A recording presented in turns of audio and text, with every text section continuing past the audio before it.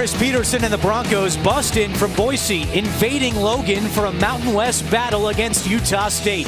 Sophomore running back Jay Ajayi has been carrying the load on the ground already with 8 rushing touchdowns.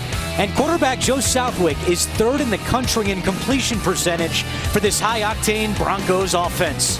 But Utah State has the top-ranked defense in the Mountain West, led by senior linebacker Jake Dowdy. It's been 16 years since Utah State beat Boise State. Is tonight the night the streak comes to an end?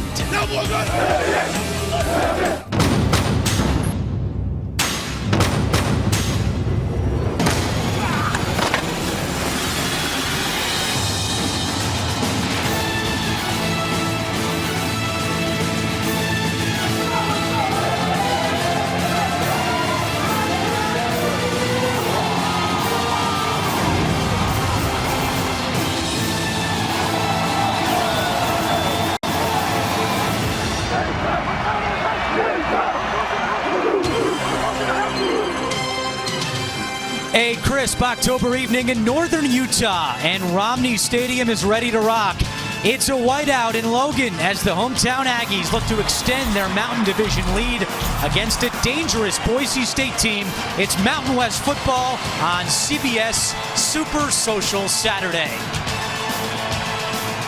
Hi everyone, I'm Andrew Catalon. Aaron Taylor will join me in just a moment. The big question tonight, who will start at quarterback for Utah State? Our crew was here last week when a seemingly harmless 8-yard run in the first quarter completely changed the Aggies' season. Chucky Keaton came into the game against BYU, 2nd in the country in touchdown passes, but on this 3rd down play, the sold-out crowd goes silent. Keaton down in pain. He tore his ACL and MCL, and the heart and soul of the Aggies is now staring at an 8-month recovery. Keaton tweeted that night, "I want to thank everyone for their support. Small setback, but nothing will get in the way of this team from prospering." So it's either Craig Harrison or true freshman Darryl Garrettson at quarterback tonight. We still don't know as I bring in Aaron Taylor. And Aaron, a lot of people are now writing off this Utah State team. Can they succeed without Chucky Keaton? They can, but they're going to have to fill the vacuum of leadership and talent that Chucky Keaton left behind. And they'd be wise to do so because the bottom line is this. The winner of tonight's game controls their own destiny for the Mountain West Conference Championship, particularly in this division. For Boise State, who already has a conference loss to Fresno State out of the West, they have to be able to win, because if they don't, that'll give the Aggies a 2-game lead, and that will certainly be helpful down the stretch. Utah State needs guys to step up. Who are you looking at in our Geico difference makers? Well, you got to put it on the big offensive linemen, of course, right? Those are the guys that got to step up, and they need to be able to create room for Joey DiMartino. I think Utah State needs to be able to run the football, take it out of the quarterback's hands, and on the other side of the football, they need their defense to step up, and Kyler Fackrell's been absolutely amazing this year. He's disruptive. They need him to be able to continue to play at a very high level and create some turnovers. And that's because Boise State's offense has really hit its stride over the last 4 games. They're averaging 51 points. And as we take a look at our LG eye vision, Aaron, they can beat you in a variety of ways. Yes, they can. You have to be on point when you play Boise. The first thing you need to know is they run their offense at a high tempo. That means you have to be lined up right, because if you don't, they'll simply run it where you weren't. They'll make you pay for it. You have to be able to stick with their tempo, but you also have to be disciplined with your eyes. Look at this, man. They got offensive linemen on the line of scrimmage. Got guys running around when the ball's getting snapped, peeking in the backfield, thinking it's going to be a bubble screen. And when that happens, woo-woo, number 17, Geraldo Boldevine will hit you on a skinny post for a 42-yard touchdown. To stop this Boise offense, you got to be aligned right and assigned tight. This guy knows. As we mentioned earlier, it's CBS Super Social Saturday.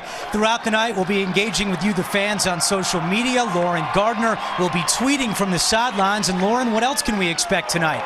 Oh, Andrew, we have a lot in store for tonight's broadcast. The Super Social Saturday has been taking place across the board here at CBS. And now it's your turn at home to get in on the action. Share your thoughts and photos on Instagram, Twitter, and Facebook using the hashtag CBS Super Social. And we also have a special treat for you here tonight. as a few of our alumni will be joining the conversation. Former Aggie star cornerback Willie D, we're now with the Miami Dolphins, will be answering your questions in the first half, and in the second half, former Broncos linebacker Daryl Akery will join the conversation at hashtag #AskDaryl. And guys, if that wasn't enough, Aaron, tell us about this Facebook poll going on tonight. Yeah, we have our Super Social Saturday Facebook poll for tonight's game, which means that throughout the game, you guys got to be sure to go to facebook.com/CBS Sports Network and vote on the following questions. With just 2 minutes left in a tie game, which current Mountain West quarterback would you want on the field to take you down the field, get to the promised land, and put some points up on the board? You wanted Boise State's Joe Southwick, Derek Carr from Fresno State, Cody Fajardo, David Fales, or Brett Smith? Those are some pretty good choices, Andrew. And you just saw Fales at a monster game right here on CBS Sports Network. On the Boise State sideline, Chris Peterson now in his 8th season, an incredible 87-10 record. And he's developed a nice friendship with the man on the other sideline, Matt Wells, in his first year as Utah State head coach, off to a 3-3 start. Taking a look at our Allegra weather, it is a beautiful late afternoon, early evening in northern Utah. Calm wind, temperature right at 59 degrees. It's football weather in Logan at Romney Stadium. And it's time for the opening kickoff, brought to you by Bud Light. Here we go. Utah State won the coin toss. They have deferred. So Boise State will start with the ball in this key Mountain Division battle in the Mountain West. Boise State tackled short of the 20-yard line. On the return, that was Dallas Burrows. So that'll bring out Joe Southwick, the senior quarterback, has completed 73% of his passes in our Sonic profile. He's 3rd in the country in completion percentage, 9 touchdowns, 3 interceptions on the season. Joe Southwick had big shoes to fill with Kellen Moore as the quarterback, but I tell you what, the coaches say he's as smart of a coach as they have on the team. He understands the offense almost better than they do, which is why he's completed 73% of his passes so far. Boise State has won 48 straight games in the month of October. They haven't lost since 2001. First pass is complete to Williams Rhodes, but the Utah State defense not fooled. As we take a look at tonight's Rent-A-Center starting lineups, Charles Leno Jr., the left tackle, his 32nd straight start, longest consecutive streak on the team, and Jay Ajayi, 8 rushing touchdowns. That's tied for 5th in the country. On second down, right back to Williams Rhodes, and right there is Rashard Stewart. Great job by Rashard Stewart that time. Utah State is being very aggressive on these first 2 plays with their corners. They know that Boise likes to run a lot of bubble screens, so the way to defeat that is beat aggressive out on the perimeter. But you got to be careful. You don't want to give up big plays over the top, because Boise will know that. 3rd and 16 for Boise State, 53% on the season on 3rd downs. Southwick out of the shotgun.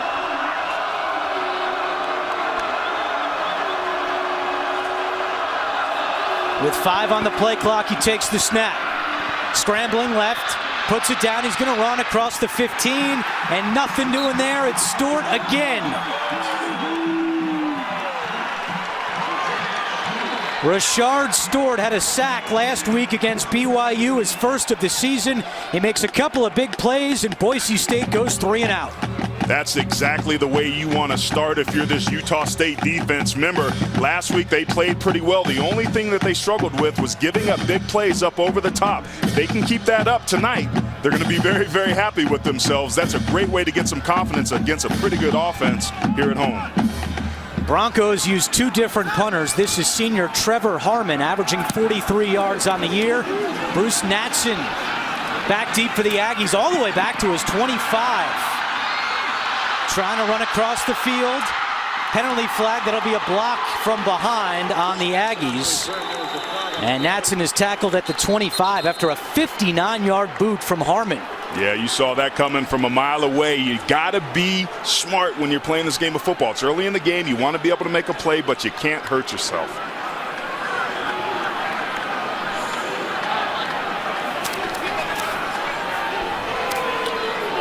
Referee tonight is Jim Farmer. Illegal block in the back. Number 4 on the receiving team. 10-yard penalty. First down. That's Tay Glover Wright, the guilty party on special teams for the Aggies. As we Stay over the ball. take a look at our Sonic profile for Craig Harrison. He will get the start. This is his first career start. There was some debate all week. Who would it be? Matt Wells did not announce a starter until right now, when Harrison came out to take the field for the Aggies. 1st and 10 from the 11-yard line. Joey DiMartino with the first carry of the day across the 15 and tackled at the 17. Well, center Tyler Larson grabbing attention of NFL scouts around the country. His brother Cody is on the Ravens practice squad. And look at tight end for DJ Tialavea, career-high 4 catches last week. He continues to grow in this Utah State passing game. A 6-yard pickup on first down. It's 2nd and 4. Harrison throwing. Natson wrapped up for a loss. And that's Corey Bell to make the tackle. Corey Bell's one of those players that does a great job. Here he is coming down. When you run the bubble screen, you have to be able to keep outside leverage and break on the ball. He did a great job of planting his foot in the ground and driving forward to create the lost yardage play. Bell played his high school ball in Boise at Capital High School, and now Utah State facing 3rd and 7.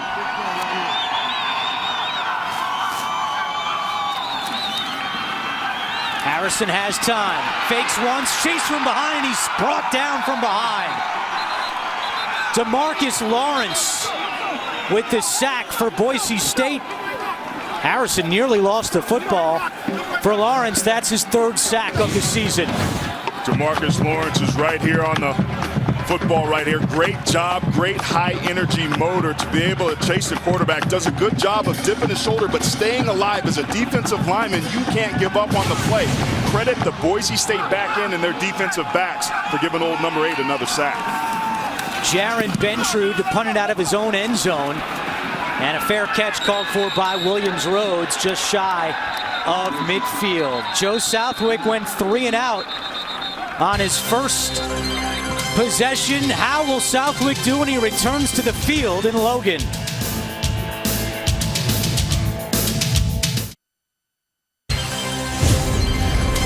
College football on CBS Sports Network is brought to you by Lowe's. Lowe's, never stop improving. By Verizon, never be without football. Call Star NFL to download NFL Mobile from Verizon. And by Enterprise Rent-A-Car. Pick Enterprise. We'll pick you up. Boise State 1-1 in the Mountain West. Utah State leads the Mountain Division at 2-0. A showdown here in Logan. We welcome you back to Romney Stadium with Aaron Taylor. I'm Andrew Catalon. Lauren Gardner down on the sideline. There was a holding penalty on that punt against Boise State, so the Broncos start 1st and 10 from their own 39-yard line. They stick to the ground on first down. Let's take a look at this Aggie defense. And for Utah State, Connor Williams missed a month due to a leg injury. Returned last week against BYU. He had a half sack.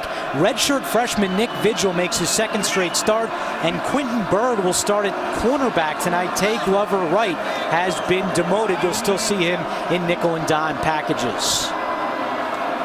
Just underway, first quarter, 2nd and 6 for the Broncos. Ajayi trying to get to midfield, he does, and he gets a Broncos first down. Quentin Bird on the tackle for the Aggies. See that time, Boise State made an adjustment. They had a stack formation at the right side of the screen, which is the bottom of the TV screen. They checked out of that. They saw something that they liked from a number standpoint inside in the box. Southwick throwing to the tight end Connor Peters, who gets right to the 40-yard line, dragged out by Kyler Fackrell, who called his name a lot last week. Aaron, I know you think very highly of the sophomore out of Mesa, Arizona. Yeah, no question. You talk to scouts, too, and they're not supposed to watch underclassmen, would say it's hard not to notice number 1 when you're watching their film. Peters got 7, just his 3rd catch of the season. So 2nd down and 3. Ajayi trying to get around the left edge, gets the first down. So after going 3 and out on its first possession, the Broncos now have a couple of first downs on this drive. I think if you're Boise, you know that you have to establish a run. That's something that's their bread and butter. Everything else comes off of that. And if you're Utah State defensively, they did an excellent job stopping BYU's offense that was based primarily in the run. It was their back end through the air that gave them problems. But right now, they got to figure out a way to have some first and second down success so they can get themselves off the field on third down. Southwick goes out wide. Derek Thomas loses the snap. Thomas in midfield, and he is tackled at the 45-yard line. Nevin Lawson comes in to make the tackle after a 10-yard loss. This is something that Boise State will do a lot of, but you have to be able to secure the ball. This isn't the only time that Boise State's put the football on the ground this year out of this formation. Center quarterback exchange or quarterback wildcat exchange or wild bronco in this case is of the utmost importance. That play hurt him. Second down and 20. Southwick steps up over the middle. Pass is caught by Williams-Rhodes. There's a flag on the play. Brian Sweet made the tackle for Utah State after a 20-yard pickup, but let's see what the penalty is. For Boise State must leave the game for one play. His helmet came off. That's the right guard, Marcus Henry. It's one of the points of emphasis for safety this year. It's been for a while. If you lose your helmet, you have to come off the field.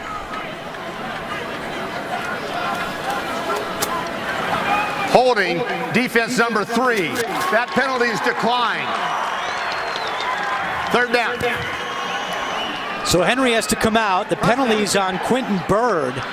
And a big pickup for the Broncos. They get it all the way up to the 25-yard line with 8:37 to go in the first quarter.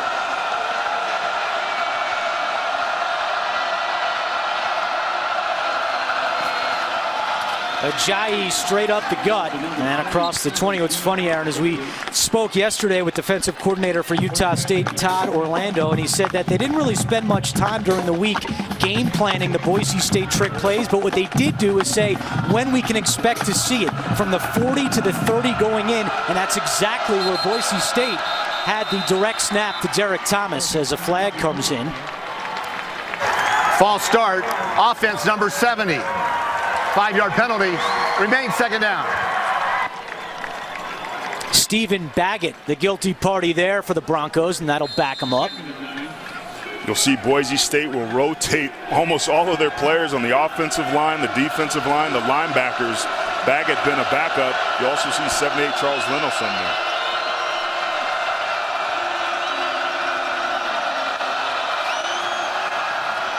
Southwick looking deep for Miller, and he overthrows him. Quentin Bird on the coverage for the Aggies. Rare miscommunication there by Joe Southwick and Matt Miller. Those two have hooked up for a lot of pass-catch combinations over the years, but right now it seems early on in this ball game, Boise State offensively, when they're throwing the football or going after number 3, Quentin Bird. First incompletion of the night for Southwick. He had started 4 for 4, as we told you, 3rd in the country in completion percentage. First third down of this drive for the Broncos. It's 3rd and 9. Southwick right back to the same spot, and there's a penalty flag on the play. He was looking for Miller again. Bird was on the coverage. Boise State offensively sees something they like going after number 3. Matt Miller's 6'3", Quentin Bird's only 5'10". That's got to be part of it.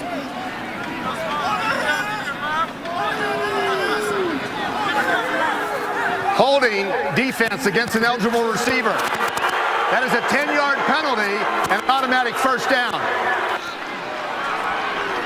Huge call on 3rd down against the Aggie defense. When this ball's in the air, you have to turn into a wide receiver. Pretty tough there to see that left hand right there by Bird, knocking away his right hand there. There's a lot of contact, and Matt Miller had that ball in his hands. Got to come down with it. Boise State, Williams-Rhodes got speed and inside the 5-yard line.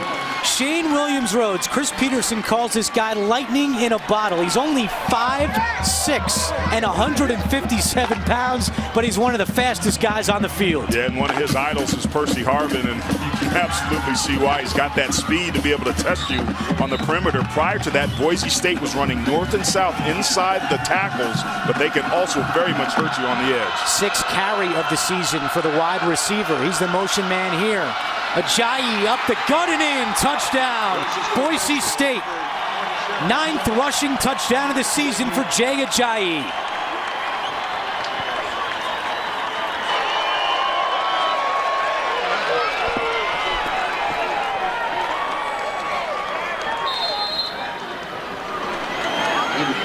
Boise just getting in that wildcat formation.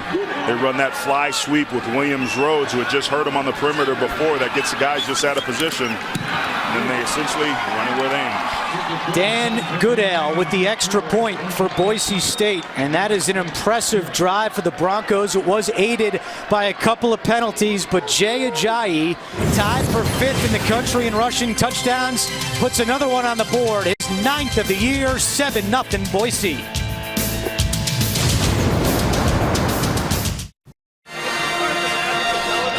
7-0 Boise State over Utah State.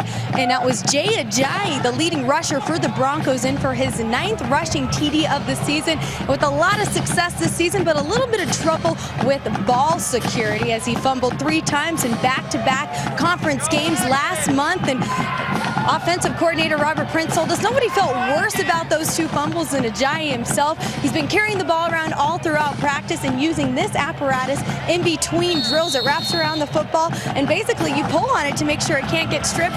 Andrew, it works pretty well. We tried it yesterday. Yeah, we did, Lauren. I tried to rip it away from you and ended up hitting myself in the face. That's why I don't play football. Ajayi with 3 fumbles on the season, lost 2, was benched for a portion of the game against Fresno State, the 41-40 loss. As we take a look at tonight's Acura keys to success. Well, for the last 5 years, Boise State's been among the best at protecting the quarterback, but so far this year, they've already got 9 sacks. And defensively, Utah State played pretty well, but they've got to be able to get themselves off the field, not give up big plays through the air. When Utah State has the ball, they have to finish drives. They played really well between the 30s last week, but too many of their drives stalled. They got to get that figured out. And then defensively for Boise State, 113th in the country on 3rd downs. They have to get that fixed. Opponents 48% against Boise State on 3rd downs, as Joey DiMartino on 1st down. 2nd possession for the Aggies. They went 3 and out to start.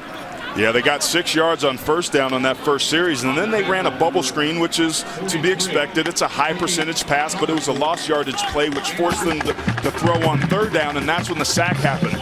To get the run game established, you got to get into a rhythm. I would like to see the Aggies run it consistently several downs in a row.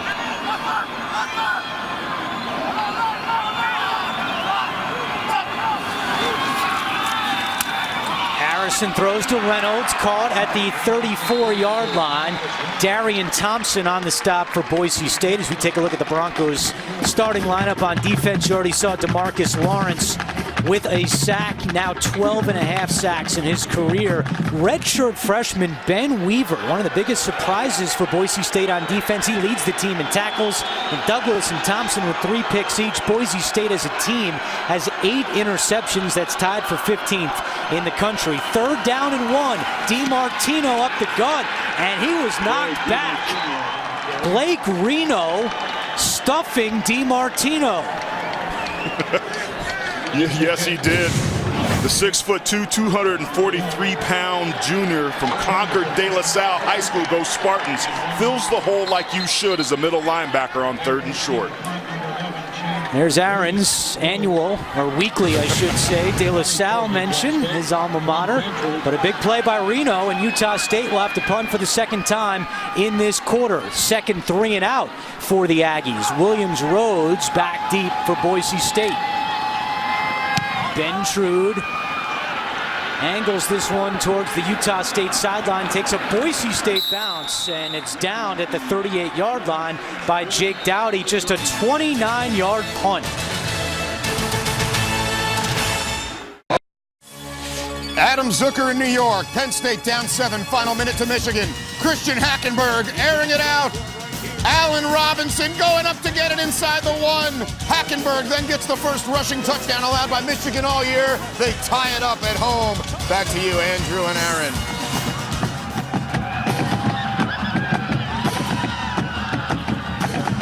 Michigan has not defeated Penn State since 2007, lost their last 3 games against the Nittany Lions. How about that get up today? Love it, Boise State fans. It's about a 4.5, 5-hour drive from Boise, Idaho to here in Logan, Utah. And the Boise faithful showing up. 1st and 10 for the Broncos at their own 38-yard line. Southwick play action. Throws on the run, looking for Williams. Rhodes got it at the 30 and tackled inside the 25-yard line by Stewart. A 39-yard pickup, and that is the 4th catch of the night for the 5'6" Williams Rhodes. Williams Rhodes, one of the things he does, he has tremendous speed. It's basically a pick route where they run a wheel route out of the backfield. Stewart had pretty good position on him, but Stewart's speed, or Williams Rhodes' speed, just took over. Big plays cost them last week against BYU, and through the air, that's their first of the night. Southwick back to the air, and it's caught by Miller.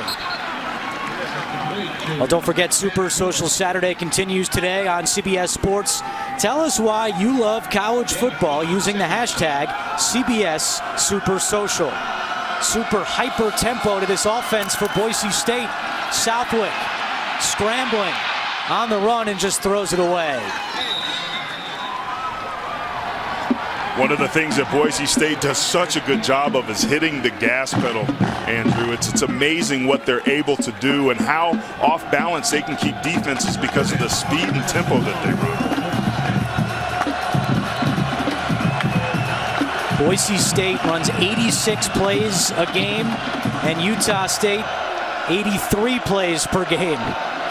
It's a 3rd down and 5 for the Broncos, 0 for 1 tonight. Some miscommunication where they're switching people around.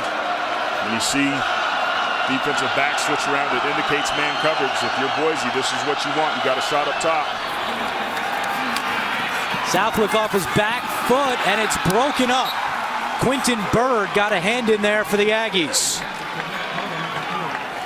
Again, this Boise offense wanting to go after number 3, but you got to give credit to Utah State finding a way to get themselves off the field. Maybe a little bit early there, but the usually sure-handed Matt Miller's had a couple balls in his hands that he hadn't been able to come down with, but that was a good stop for Utah State, who, remember, their offense has gone 2 3 and outs. They haven't had very much rest for, so for them to bow up down here in the red zone is huge.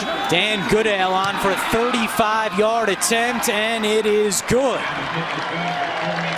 Goodale now 7 out of 8 on the season, and the Boise State Broncos out to a 10-0 lead.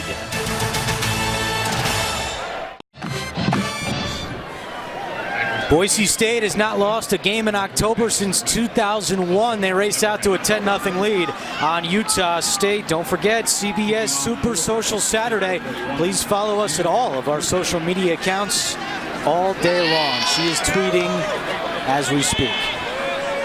Whiteout in Logan. It's very close to a sellout. If they do sell out the stadium, it'll be the 3rd straight sellout at Romney Stadium. They've never had 3 straight sellouts in the history of football here at Utah State. And it is a gorgeous October evening. Goodale, after the 35-yard field goal, will kick it away. Glover right, and Travis Reynolds back deep for Utah State. Big return would help spark this team that needs a little something positive to happen to them when they got the ball in their hands. On our icy hot injury report, Utah State has just been devastated by injuries on the offensive side of the football. 3 starters all lost for the season. Joe Hill, Kyle Wimpy, and as we documented earlier, Chucky Keaton. They've combined for 52 career starts and 70 games played. And this Utah State offense has struggled so far tonight. In 2 drives, they have a total of 8 yards. Yeah, and they've got 20 penalty yards. Kevin McGibbon, the offensive coordinator, has to be able to get something going on this drive. That's going to help their defense out, but they can't afford to get too far behind in this game where they've got to be able to throw the football. DiMartino trying to get outside, nothing doing, and it's Weaver who slams him down. Ben Weaver, what a story for this Boise State offense. Started as a backup, but his play has earned him a starting spot, just a redshirt freshman. Does a great job of taking scrape angles. You see him on the left side of his screen. Because of the penetration, DiMartino has to bounce the football, and Weaver's there waiting on him perfectly. Harrison sets up the screen to Marshall, has a little bit of room. Marshall spins forward, and that's the first down of the night. Robert Marshall, a physical presence for the Aggies, gets 14. That is huge for them to be able to do that. That moves the chains, that allows them to settle down, get themselves into the rhythm. But there's some great blocking on here. Keep your eye on the right guard, Jamie Markosian, number 54. Gets a block there, but then starts hunting up, gets a block there, and then gets downfield and was just snobber locking. We missed the best part, which was him putting it over. But again, these offenses move so fast, it's hard for everybody to keep up. Love when you say slobber knocking. First down for Utah State. Harrison steps up and has some room. The quarterback into Bronco territory. And finally brought down by Ioane. If you're Craig Harrison, you need that sort of play. When you take hits like that, it gives you confidence, it gets you settled down, and it puts you in your position of power. He's feeling it right now. Pump fakes it, he is blindsided and sacked. Bo Martin came out of nowhere for the sack. That's his 3rd of the year. He's feeling that one too, because Bo Martin from the bottom of your screen, I don't even know if he gets blocked here. It looks like he comes free. It's full turn protection. Either Craig Harrison has to get rid of that football, or there's got to be a back on that side to be able to pick up old number 53 there. That was a miscommunication of some sort, where the ball's got to get thrown right now. 2nd sack tonight for the Boise State defense. A 6-yard loss. And Marshall is tripped up. Lawrence there for the Broncos. That's just an inside zone, and what the left tackle does is run through his shoulder. He goes unblocked, but because of Lawrence's speed, he was able to close that running lane down, bringing up a big 3rd and 15 after a couple positive plays. Utah State's going the wrong direction here. 0 for 2 tonight on 3rd downs. They face a 3rd and 16 with 2 minutes to go in the first quarter. Harrison looking deep down the sideline, and it is incomplete. But a late flag comes in. Brandon Swindle, the intended target. And Mercy Matson was the man covering Swindle. Yeah, I saw Maston there, number 19. You wondered if that flag was going to come, because at the very end, he certainly was getting a little grabby.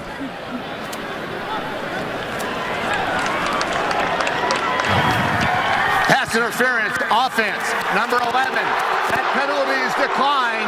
4th down. Wow, the crowd does not like that one. That goes against the Aggie offense and Swindle. See Masson with his right hand up right there. But I tell you what, they both were doing a pretty aggressive job after going after that football. I think you could have easily gone with a no call there.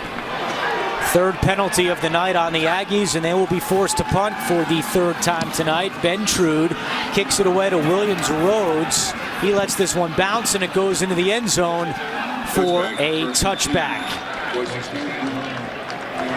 And that'll bring the Boise State offense back out onto the field. Jay Ajayi already with a touchdown in this one, and so far tonight, Ajayi with 5 carries for 26 yards. Well, Jay Ajayi is a north-south runner. He likes to put his foot in the ground and just get vertical, and as a running back, that's what you're supposed to do. He has had fumbling problems so far this year, so that's definitely going to be something to keep an eye on throughout the game, but so far so good for old 2-7. Just a sophomore, he's had some great guys to learn from in Doug Martin and DJ Harper, 2 phenomenal running backs for the Broncos. Oh, the old muscle hamster.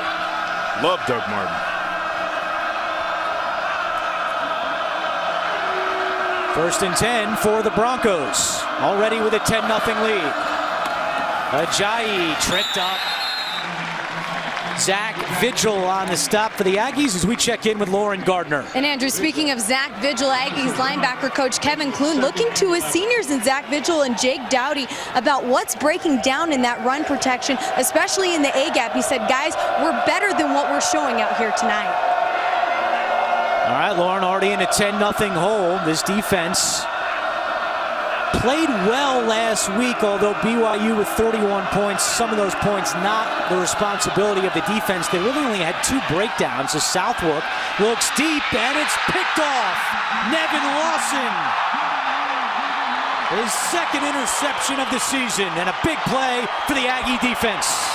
There was some late pressure there that may have forced Joe Southwick to throw the football a little higher with more air underneath it than he may have wanted to, because this is a jump ball situation, and Nevin Lawson, number 1, does a good job of going up and timing it, but the ball is underthrown. And Matt Miller kept going, and Southwick put some mustard on it. Might have been given him a better shot to complete that ball instead of turning it over. Lawson 5'10", Matt Miller is 6'3". Lawson goes up and gets it. First and 10 for Utah State. Marshall. Man, is he a physical guy. Nevin Lawson, his 4th career interception. He's making his 33rd consecutive start tonight. That's most of any player on the Utah State defense. Yeah, and this team played USC earlier in the year, and against a healthy Marquise Lee, number 9, the guy that won the Biletnikoff Award last year, he had an excellent game. This is a very good quarterback that Utah State has in old number 1. He held Marquise Lee to just 6 catches in that USC win. 20 seconds to go in the first quarter. Harrison on the run, a little bit high. He was looking for Travis Reynolds. And that's something that you saw Craig Harrison do a little bit last week. There were some throws that the coaches talked about him wanting to have back. And sometimes as a quarterback, particularly when you're running, it's hard to be able to have the accuracy and the location that you want. And when Harrison tends to miss, Andrew, he tends to miss high. Last week when he came in for Keaton, he went 18 out of 41 for 185 yards and a touchdown. Big 3rd down and 8 right here. 0 for 3 tonight.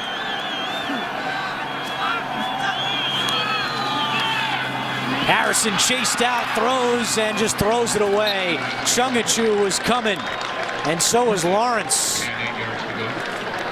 There were a lot of Boise State defenders. Kyrie Marshall was in on that. Pretty good protection at the start, but when he pulls it and has to go down, there's just too much pressure in his face.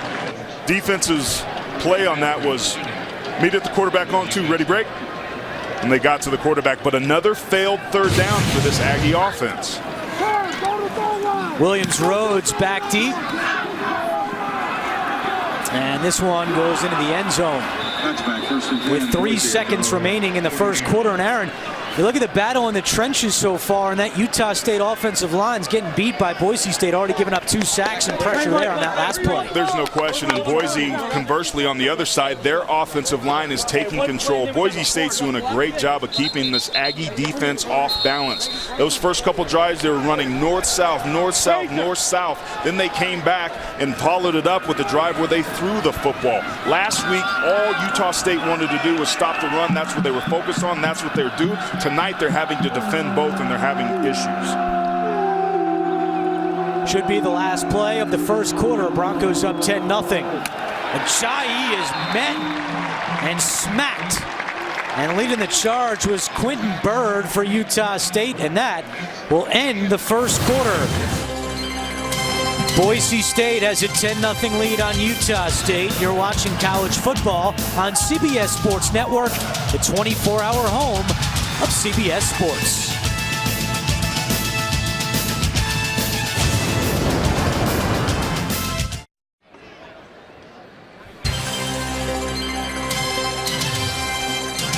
Start of the second quarter, Boise State out to a 10-0 lead on Utah State. As we've been telling you, today is Super Social Saturday on CBS Sports. Show us your team spirit. I mean, can you try to match those guys right there? Post photos to Twitter, Instagram, or Facebook using the hashtag CBS Super Social. Check back in the second half to see if your photo was chosen. Beautiful evening in Logan. And the hometown Aggie fans a little quiet right now as Boise State has jumped out to a 10-0 lead. Broncos with a 2nd and 11 to begin the second quarter. Alongside Aaron Taylor, I'm Andrew Catalon, Lauren Gardner down on the sideline, our entire CBS Sports Network crew. Miller could not come up with it on that quick slant. Quentin Bird on the coverage for Utah State. Miller's a leading receiver on this team, and that's the third time tonight he's had the ball in his hands that he hadn't come down with it. 4th straight incompletion for Southwick. 3rd down and 11. Southwick loads up, looking deep, and it is incomplete. Aaron Burks has a lot of speed, but good coverage downfield by Lawson. Yeah, and good job by Brian Sweet, the strong safety, to come over there late and be able to help Lawson. Great job by this Utah State team, creating an opportunity for them to be able to get themselves off the field, not getting beat deep over the top, keeping their base defense on the field so that they don't give up any big plays, looking for the big return. So Trevor Harmon back out to punt for Boise State, his 2nd of the night. Natson back deep. This is a short punt, and it goes out of bounds at the Boise State 46-yard line.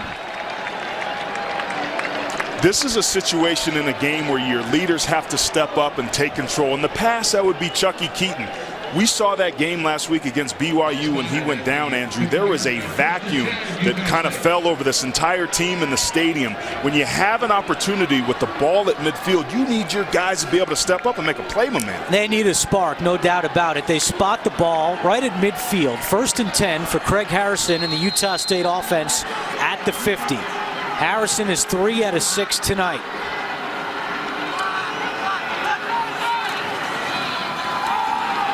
They fake the fly sweep to Natson. Harrison has Reynolds over the middle, wide open at the 20. Reynolds cuts back to the 15, and he is dragged down at the 10-yard line by Brian Douglas. A 40-yard gain. How about that for a spark, AT? That's exactly what it is they needed to have happen. Great job of play calling and execution. Here he is down here on the bottom of your screen. Whoa, sorry about that, but he takes the safety away and clears the space for Natson to be able to get in the hole right there with the corner and the safety out. Great read by Harrison, put the football where it needed to go. 1st and goal for the Aggies. DiMartino up the middle, down to the 2-yard line.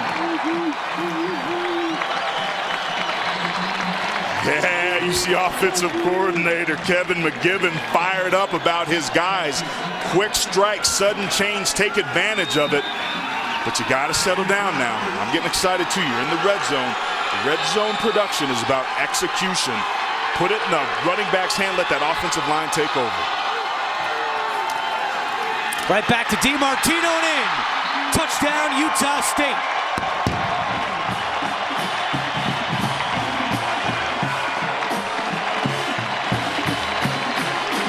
Fifth rushing touchdown of the season for the senior Joey DiMartino.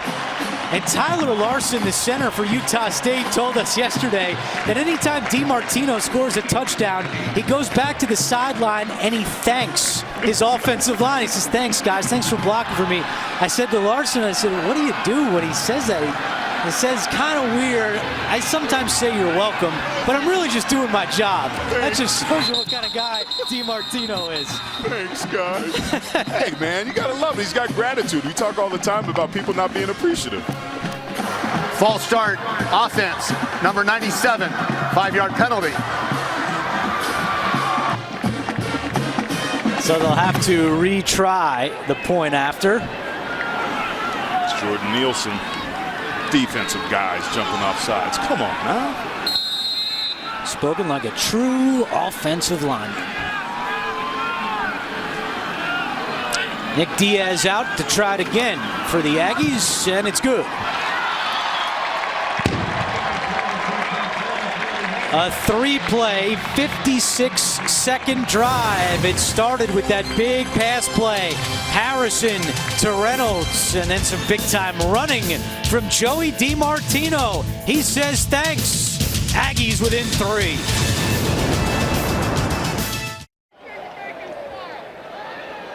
Aggies within 3 as running back Joey DiMartino got the TD with his 5th rushing TD of the season. Now Martino having some issues with his right ankle, a previous sprain from earlier in the season, was on and off the training table throughout the first and second quarter 3 separate times. I spoke with trainers and they said that it's basically the tape that needed to be adjusted, and guys, it seemed like he found the right fit this time. No doubt about it. Lauren DiMartino now with 18 yards rushing on the day, but that big 9-yard run on 1st and goal set up the short touchdown run for DiMartino, who again will be really counted on down the stretch of this season for Utah State. They lost Joe Hill to an ACL. He's out for the year, so DiMartino becomes the featured back. That'll give that offensive line a ton of confidence. Prior to that drive, they hadn't played so well. They'll be feeling pretty good after that last one. Burrows on the kick return as we take a look at our Napa inside the play, Napa know-how, and you never know what you're going to get with Boise State. Yeah, they're always going to run some specials here. You see there's only one defensive lineman down on the ground. When the ball snapped, people still are moving. The guy that was over the ball doesn't even see it. But right here, Shane Williams-Rhodes has the football in his hands. Everybody's pointing to one direction. Then it's chaos. You got guys looking this way, other guys looking the other way. Nobody knows what it is that's going on. Shane Williams-Rhodes, remember, he has the football in his hands. He's got a wall of Boise defenders in front of him. And down here in the red zone, one of the things that Boise will make you do and try and eat up part of your practice time is running those specials. And there may be none better than the old Fumblerooskie. Incredible play in their last game against Southern Miss. Gotta love the Fumblerooskie. It's like backyard football, the way they draw these plays up. There was a holding call on the kick against Boise State, so they're backed up inside the 10-yard line. 1st down and 10. 13:38 to go in the first half. Williams-Rhodes trying to get him some space, and Lawson drags him out of bounds at the 16. For Williams-Rhodes, that's already his 5th catch of the night.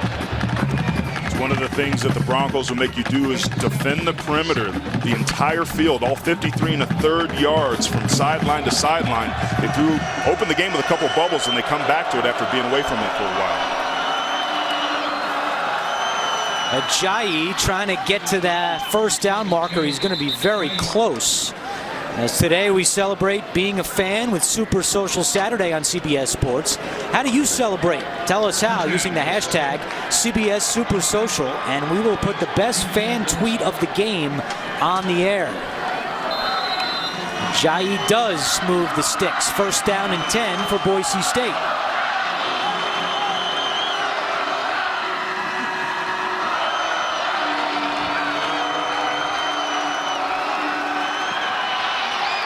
Southwick, pass is incomplete. As we go back to New York, an update in our CBS Sports Network studio. All right, Andrew, thank you. 80 miles away in Salt Lake, number 5 Stanford down 13 to Utah. Kevin Hogan to Devin Kajust. He caught it. Utah still up 6, though. Former Mountain West member, boys.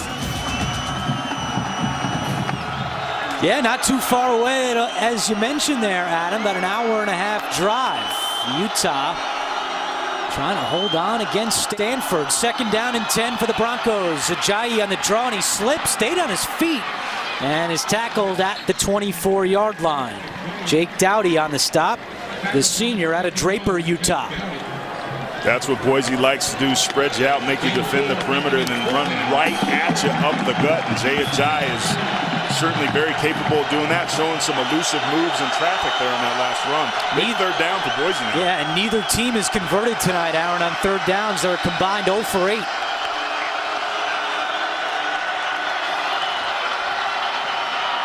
Southwick's pass is caught for a first down. Aaron Burks. Joe Southwick showing some moxie in the pocket. Utah State brought some pressure at him. A lot of crisscrossing guys coming green dog blitzes, but he finds the hole in the zone defense, puts it right on the numbers, and moves the chains. Burks missed the last 2 games due to an undisclosed injury, but he's back out there and he moves the sticks with 12:05 to go in the second quarter.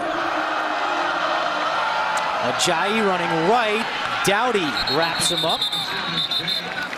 Jake Dowdy averaging 10.7 tackles per game. That's 10th in the country.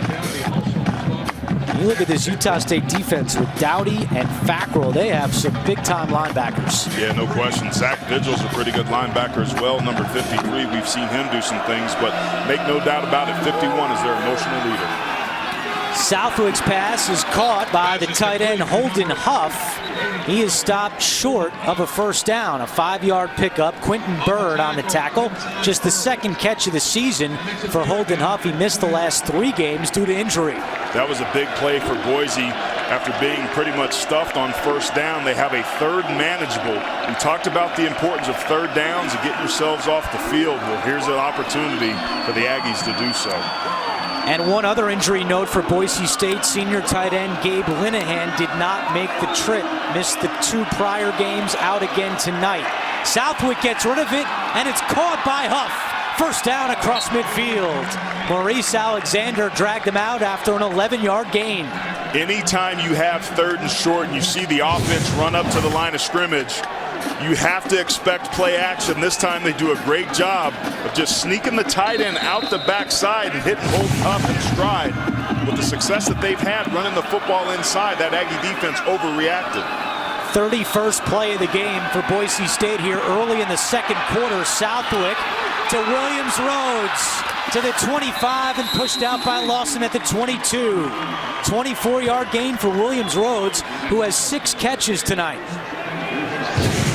Doing a great job. Williams Rhodes is going to come up and then almost run like a big snag route out to the outside. It seems like there was a busted coverage. The safety runs with him, turns around, but then he's all there by himself. The safety never comes down to be able to help him and leaves Nevin Lawson the only guy to be able to bring him down. Southwick's patience paid off there. They go right back to Williams Rhodes, and he is so tough to bring down. 5'6", lightning fast, 7th catch of the night for number 11. When you have that much speed, it's imperative that you tackle well. And Utah State, so far in this ball game, has missed some big tackles, but you have to get number 11 down on the ground when you got a shot. Ajayi tripped up. Brian Sweet makes the tackle as tonight's Red Zone is being brought to you by Verizon. Boise State 21 for 31 scoring touchdowns in the red zone. That's 67%. Yeah, they've had some fumbles down there. Certainly against Fresno State, we saw that. When you get your scoring opportunities, you have to take advantage of it. Here they're in 10 personnel, 1 back, and decide to take a timeout. Didn't like what they saw.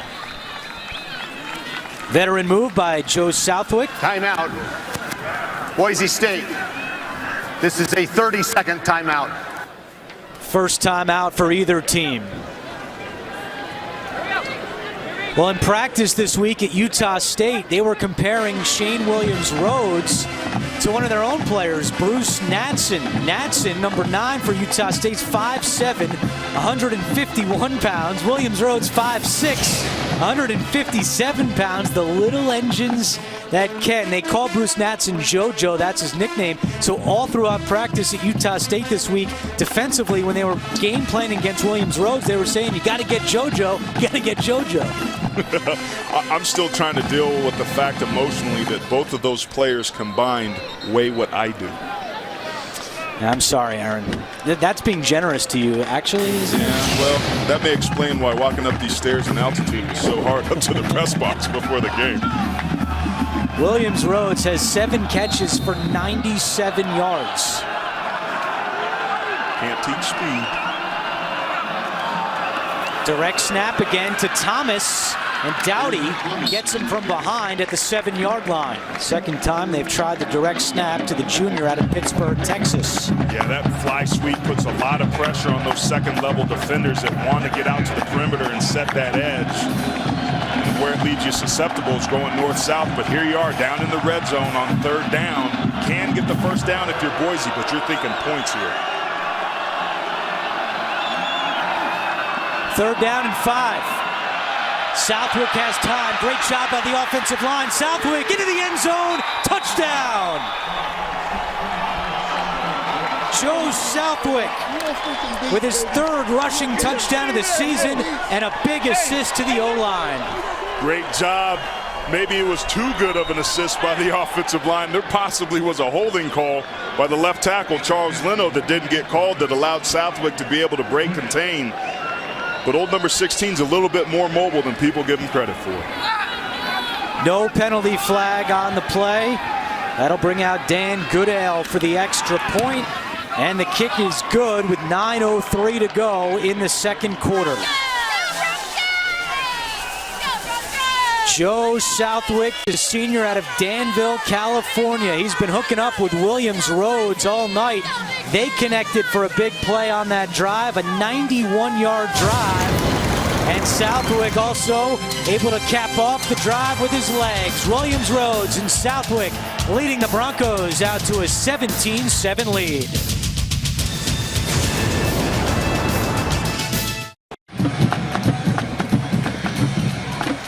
Boise State up by 10 on Utah State as we take a look back at that Joe Southwick touchdown. Well, they may revoke my lifetime membership award to the offensive line club right here for calling out number 78, Charles Leno. But on that last play, you see trying to hold contain right there. He's holding. You see his hand. And just that little extra bit right there allows Southwick to get outside.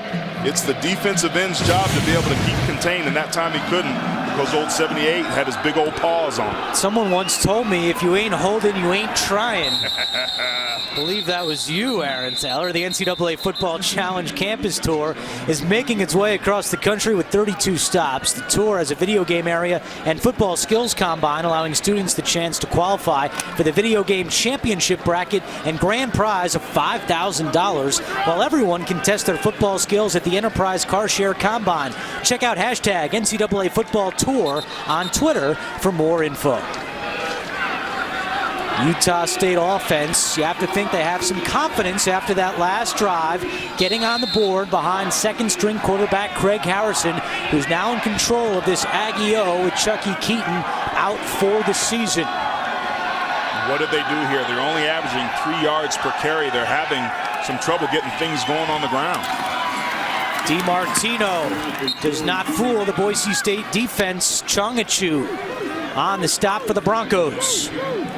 Dante Dion, number 5, was in there as well. That was penetration. Penetration is the #1 offender of lost yardage plays or busted run plays. And that time, Boise State did a good job of shifting the line of scrimmage and getting penetration on that right side.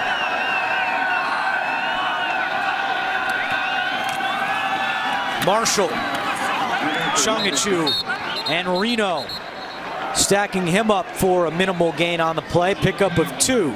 And that'll bring up third down. Boise State must leave the game for one play. His helmet came off. So Reno will have to sit out. Too many guys running free inside the box. Utah State has to get a hat on a hat and get their run fits and cover guys up, because it seems like Boise State's doing a good job of shedding their blockers. The game clock to 8:22. 8:22. Using their hands with extension and crossing faces. That's textbook play from that defensive line inside. Utah State's got to get that shored up. Thank you. Utah State 0 for 4 tonight on third downs. They send 3 receivers to the bottom of your screen. Anytime you run a bunch set, it has to be, for the most part, zone coverage. Harrison looking the other way. It's caught for a first down to Travis Reynolds. Check that, number 18, Ronald Butler on the catch. Maston makes the stop for Boise State after a 13-yard pickup. Yeah, Ronald Butler's one of those type of players that's really starting to come on for him. Had a couple catches last week, one of which was a touchdown, and now he converts a big third down to be able to give the Aggies some confidence by moving the chains. Just his 7th catch of the season. First time tonight that the Aggies have converted on third down. They play fake to DiMartino, and the pass is incomplete. Harrison was looking for Keegan Anderson. Seems like when Craig Harrison has people in his face, his accuracy greatly diminishes, and that's of course why the defenses want to be able to go after you. But to have some success as a quarterback, you have to be able to stand in there, not throw off your back foot with the pressure around you, and locate the football accurately.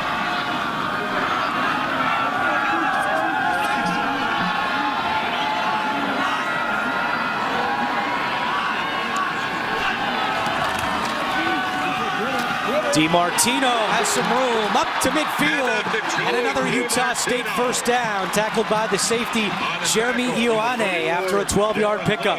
Well, we talked about Tyler Larson and scouts loving him. Keep your eyes on number 58, what he's able to do. Does a good job against number 40, Armand Nance, who's a big player. Back does a good job of just cutting off just inside of him. Right back to DiMartino, and he gets to the 40-yard line. Brian Douglas makes the stop, but a penalty flag on the play. Brian Douglas. And it looks like this one is coming back.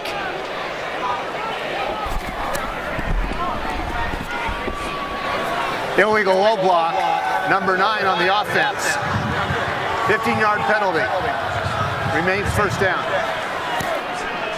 Can a 5'7" receiver get called for an illegal low block? Well, when you're 5'7", it's kind of hard to take guys up high. That's on Bruce Natson, number 9, and he definitely with a low block there on the Boise State defender. Yeah, you got to be north and south and cut guys vertically. You can't come in from the side and block a guy low. That's a killer, though, because now it puts you severely behind the chains. You got some momentum going, and now it puts the advantage and tilts the scales well in Boise's favor here. First down and 25. Anderson in motion. DiMartino, check that, it's Marshall, and he gets close to midfield. Brought down by Tyler Gray after a 12-yard gain.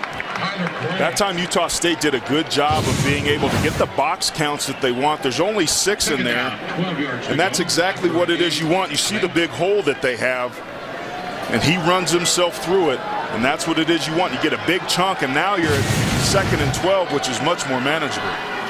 Marshall, a downhill physical runner. Harrison's pass is incomplete. He's looking for Natson on the play.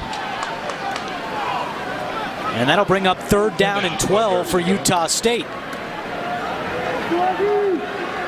After big success on first down, you put yourself in a situation that Craig Harrison has to be able to find a way to get something done. Only completing about 50% of his balls so far tonight. This is a big 3rd down here in the middle of the 2nd quarter.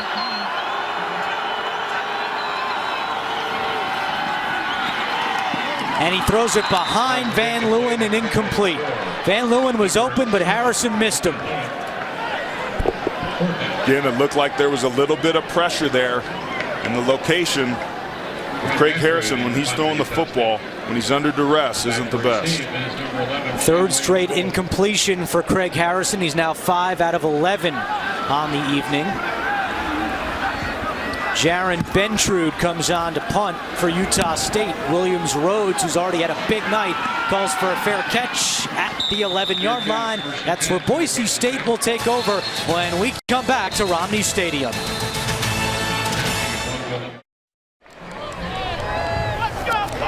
Welcome back to Utah State. Lauren Gardner in the spot where the Aggies dedicated their field to the late Merlin Olsen in 2010. A Logan, Utah native and Aggie standout defensive tackle. Merlin Olsen went on to an illustrious career with the LA Rams as a 14-time Pro Bowler. He also went on to be an NFL commentator after his career and starred in the hit series Little House on the Prairie. Now we want to hear from you at home. Tweet to #TheSpot your favorite memories of Merlin Olsen, and we may air them later on in tonight's broadcast. Guys, it's pretty high up here. How's the weather down there? Yeah, you're way up there, almost as high as that Merlin Olsen statue, which stands 11 feet tall when you walk into Romney Stadium. Certainly a hero here in Logan. 6:17 to go, second quarter. Boise State up by 10. Ajayi is tripped up by Fackrell. Well, as part of our Super Social Saturday, former Utah State cornerback Will Davis, who's now a member of the Miami Dolphins, has been tweeting throughout the first half. Here's one of our favorites. Craziest fan moment was being jumped by an old woman on the field after beating Utah last year. If you have a question for Will, he's apparently answering anything and everything tonight. #Ask Will Davis, part of #CBS Super Social. #old woman. I'm going to lay out on that one, man. 5:40 to go, first half. No gain on that play, and a penalty flag comes in.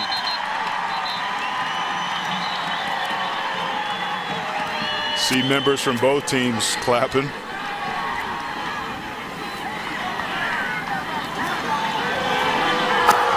Delay of game. Defense. Disconcerting signals. 5-yard penalty. You see that oftentimes when the defense will try and draw the offense off sides. You rarely see that called. Can't be happy if you're Todd Orlando. And that negates what was a really good play on first down by Kyler Fackrell. 5th penalty of the night against the Aggies.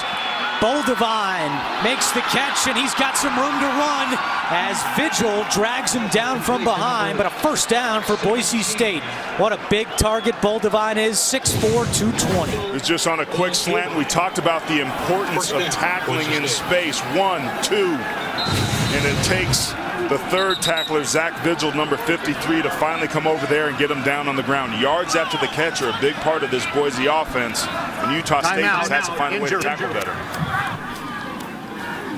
22-yard pickup for Boldevine, and we have a quick timeout on the field. Let's go back to our studio in New York. Well, Andrew, you may have heard some cheering about 80 miles south of you. Stanford, 4th down, last chance at Utah. Nothing doing for Kevin Hogan. The Utes hold on 27-21. And in the 4th overtime in Happy Valley, Bill Belton wins it for Penn State over Michigan with a touchdown. We'll see you guys at halftime. It's good stuff, Adam. What an upset there with Utah getting the best of Stanford on a wild, wacky Saturday in college football. 1st and 10 for the Broncos, and Southwick's pass is complete into Utah State territory, right back to Boldevine for 18. Yeah, this time they brought a corner blitz from the top of the screen, and Boldevine just ran where he wasn't, but that's Rashard Stewart, number 6 there. He's a big player in that rotation on the back end, and they threw it exactly where he wasn't. Williams Rhodes, 8th catch of the night, trying to get down the sideline, and Sweet brings him out. Williams Rhodes has now gone over 100 yards receiving in the first half for the Broncos. That's about the 6th bubble screen that Boise has done. What that does is it gets the defense thinking perimeter, and right after that they come right back inside and try and gash. 9-yard pickup, makes it 2nd and 1. Southwick fakes to Ajayi on the slant. His pass is dropped. Aaron Burks could not hold on to it. Been several balls in the hands of receivers tonight for Boise State. And again, the Broncos trying to take advantage of inside leverage on the defense. You see Burks there. Throw was low at his knees, but certainly one he could have brought in. 3rd down and 1 for Boise State. They're at the Utah State 35-yard line, so it'd be about a 52-yard field goal if they're stopped. Ajayi is not stopped, still on his feet. Jay Ajayi Still going inside the 20. Nick Vigil finally caught up to him after a nifty 19-yard gain. Well, again, they fake the fly sweep across the line of scrimmage to Boldevine. That pulls everybody out there, but just a huge hole. 2 huge missed tackles by the Aggie defense. Maybe 4, 5, 6. The Aggies just aren't getting the ball carriers down on the ground. Longest run of the day for Ajayi. And Boise State picking up the tempo on offense. Ajayi slips that time. Boise State will run its 43rd play of this first half. They average 86 a game. They had a season-high 100 plays in the loss at Fresno State. Yeah, that's that tempo they talk about. And I'm sure Ajayi was pretty tired after that last play. He just didn't have any gas, so they made a substitution here and have Jack Fields on the field in his place. Aaron Baltazar, a key contributor at running back for Boise State, out for the season. Field steps up, and Southwick goes down. B.J. Larson with his first sack of the season. Great job by B.J. Larson that time, just beating the right tackle right out of his stance. You see him at the top of your screen here. He's just going to come around and stick with it. We saw DeMarcus Lawrence for Boise State not give up on the play, but uses the hand slap, then the rip, just gets up inside and comes from the backside, forcing a big loss. Played right down the road at Logan High School. A member of the Grizzlies, had 4 sacks last year. 3rd down and 17 for Boise State. Southwick looking deep, and it's caught. Touchdown Broncos. Aaron Burks. 2nd touchdown of the season for Aaron Burks. And Boise State jumps out to a 23-7 lead.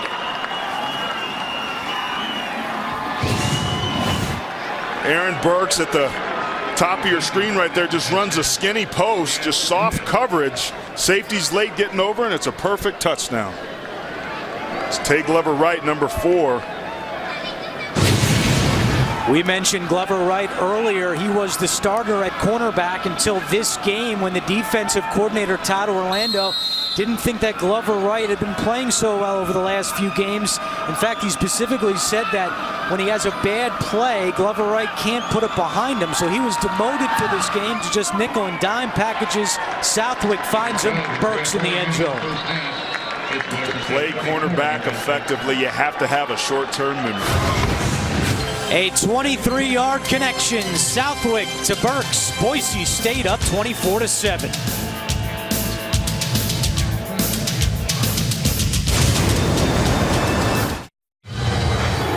Adam Zucker in New York. Coming up on the Verizon Halftime Report, the latest from a crazy day in college football as 7 top 20 teams go down, including number 5 Stanford and number 7 Georgia, who fell to a Missouri team that stays undefeated as the Tigers begin their SEC gauntlet. Plus, Texas crushes Oklahoma in the Red River rivalry. Now back to Andrew and Aaron in Logan.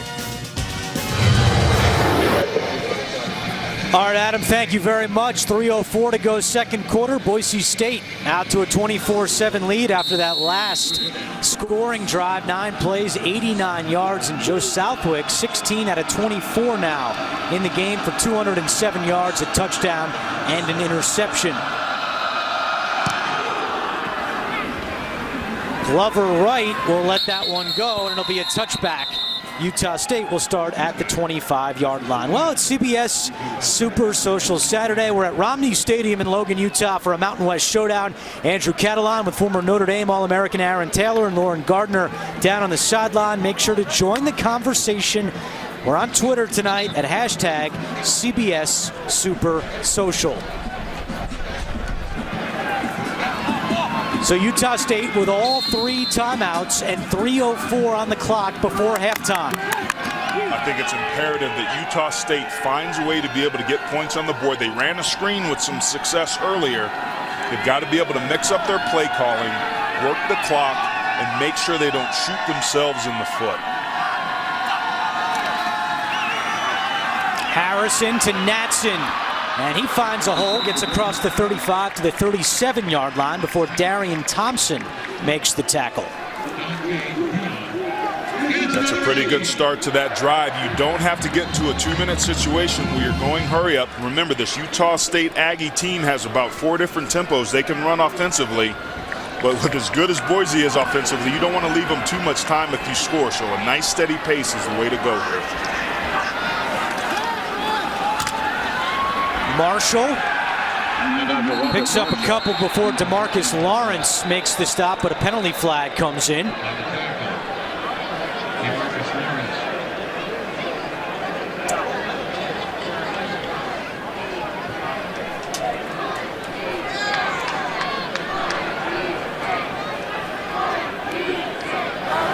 Personal foul, face mask, defense number 8. 15-yard penalty from the end of the run, automatic first down. That's DeMarcus Lawrence, the redshirt junior out of Aiken, South Carolina. Just trying to make a play. Did you see his hand right there? On the face mask. The officials make a good call. I don't know, that was maybe a little ticky-tack there, but regardless, another big break for Utah State that's got the ball at midfield. This is exactly how they wanted to start this drive. Harrison lofts one down the sideline, and it's caught. Was he in? Reynolds makes the catch. It absolutely looked like he was in to me. Beautiful job. Behind the safety, behind the corner in front of the safety. From that slot number 2 position. He gets that right foot down. The ruling on the field as the pass is complete. That ruling is under further review. So they're going to take another look at this one. The replay official tonight is Gary Brown. If it stands, Reynolds will pick up 26 on the play. That's a beautiful ball from Craig Harrison. Dropped it right where he had to. You see his right foot's in there. Does he have control of the football? Absolutely, that's a catch. The officials were right on top of it. Great call. Harrison, if it stands again, 7 out of 13 for 105 yards. How would you evaluate Harrison to this point, his first career collegiate start? I think he's doing a pretty decent job. He certainly missed some throws, which was the issue last week, but his job is to distribute the football and not make mistakes. He's yet to have a turnover in these games. After further review, the ruling on the field is confirmed. The pass is complete.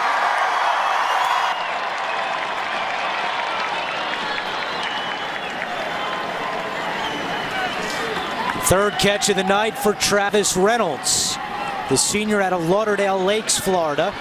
And Matt Wells highlighted him in our meetings yesterday, saying that Reynolds has really played well of late.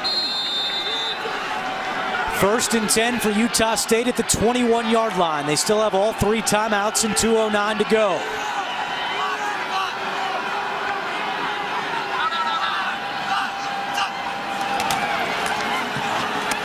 Marshall trying to get the edge, and he doesn't. He's thrown back.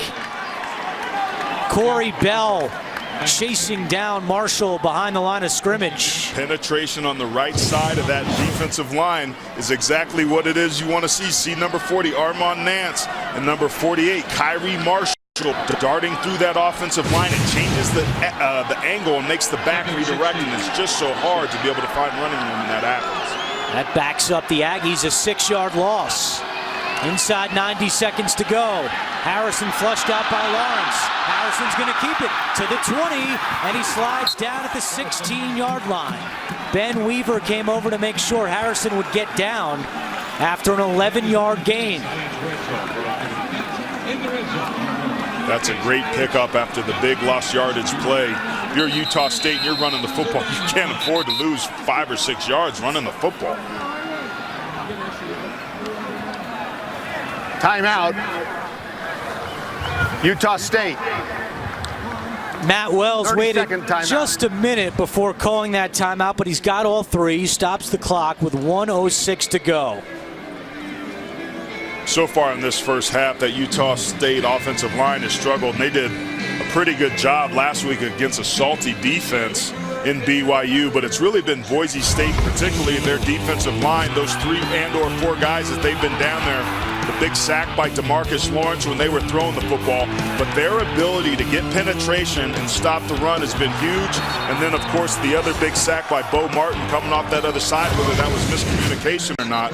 That Boise State defense led by Pete Kwiatkowski has showed up tonight and done a pretty good job stopping this offense. And Aaron, an interesting stat that we discussed at length throughout the week. 4 of the top 5 tacklers on the Boise State defense are defensive linemen. You don't see that very often. Now, Boise State does rotate its backers a lot, which could contribute to that fact, but at the same time, they've got a lot of talented guys on the line that you just highlighted. Yeah, no question. They use their hands well. They disengage and shed their blockers as well as anybody in the country. And that pass is broken up on 3rd down by Dante Dion. Big play for the Boise State defense on 3rd down, and Matt Wells has to send out the field goal unit. And remember, we talked about one of the keys for this game was going to be not only 3rd downs for Boise, but their red zone defense. They're 113th in red zone defense coming into this game. This is a big stop for them to be able to force the field goal. 33-yard attempt for Nick Diaz. He's 7 out of 9 on the season. And this one is good.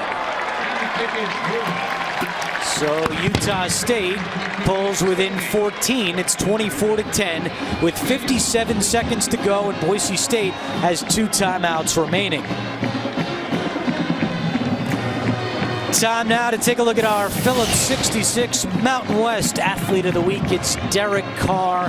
What a season he is putting up for the Bulldogs, who are ranked 21st in the country. 5-0 start this season. Fresno State with a bye this week. But Derek Carr has certainly established himself as one of the top quarterbacks in this league. No question. He's a nice, mature kid, comes from good stock. Certainly the tutelage of his older brother David certainly has helped. When you spend some time with Derek Carr, you get that this kid's special. He's married. He's got a baby on the way that happened just before the season started. So when you talk about somebody that has next level potential and is in a position to have his team not only win the Mountain West Conference, but maybe be a dark horse for a BCS Buster, Derek Carr is going to be a big reason why.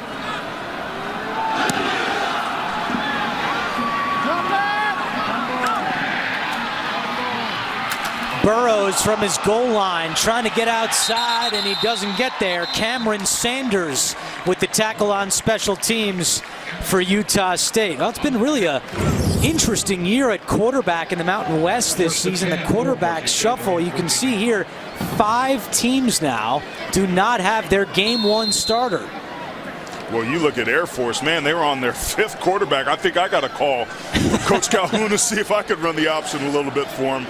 But I think what we're seeing in college football, it's not about our 11 on your 11. It's our 17 or 18 on each side of the ball against your 17 or 18. We saw Georgia lose to Missouri today because they were just too banged up on both sides of the football. So depth is a real issue, and I think the Mountain West Conference certainly has gotten tested early on in this season at the quarterback position. And Aaron, are you surprised here with 2 timeouts and 45 seconds to go? Chris Peterson decides to take a knee and run out the clock.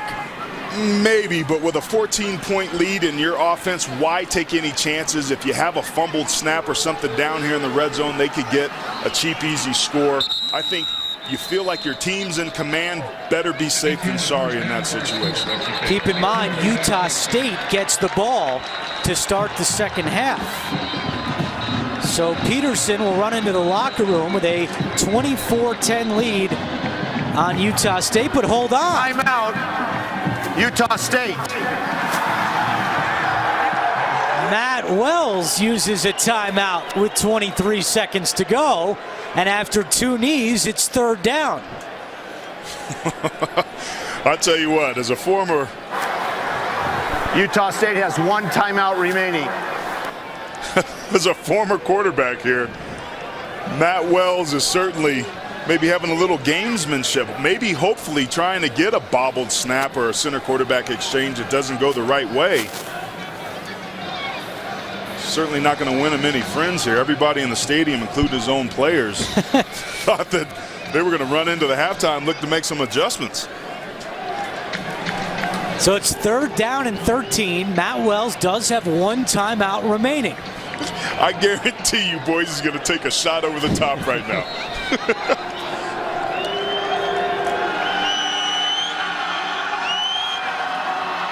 They give it to Ajayi up the middle.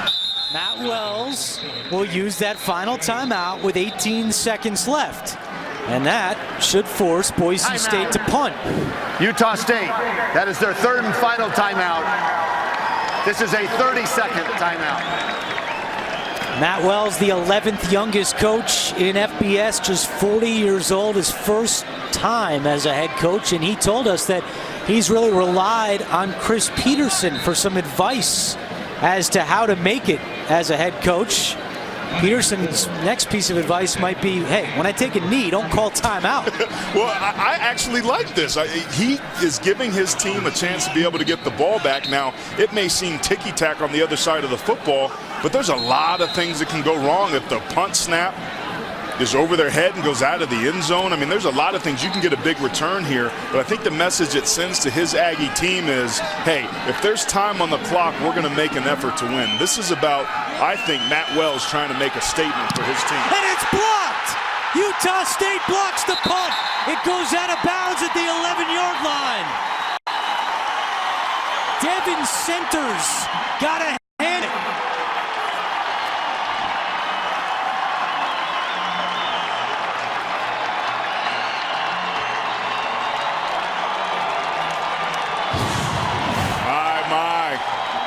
Pressure up the middle, uncontested.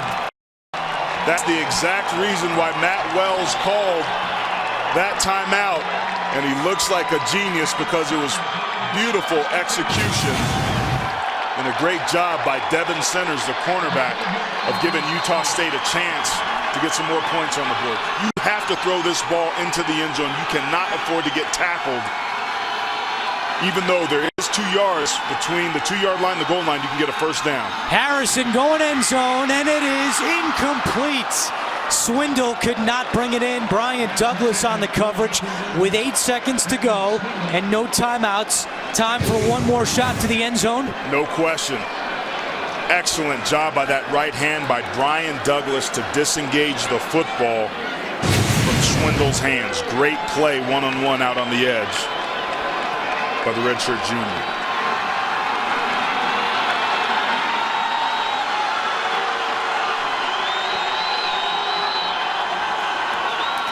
They're looking for the linebacker, Kyler Fackrell, in the end zone, and he can't bring it in. They have a red zone package for the sophomore linebacker. He's caught 1 touchdown this year, could not reel that one in. Again, Douglas there for the Broncos, and now Matt Wells will send out the field goal unit. Yeah, no mystery there. Brian Douglas is 5'9", and Kyler Fackrell 6'5". That's the height advantage you want in a one-on-one situation. But the testy Douglas is there again to break up another pass. Utah State going to make a field goal try. So Nick Diaz comes on for a 29-yard attempt. Already 1 for 1 tonight. And it's blocked by Boise State. How about that? Boise State blocked 2 kicks in their last game against Southern Miss, and they get another one here to hold Utah State scoreless after they blocked the punt. And how about that for a final 30 seconds of a half? And it looks like Boise State was trying to send a message of their own.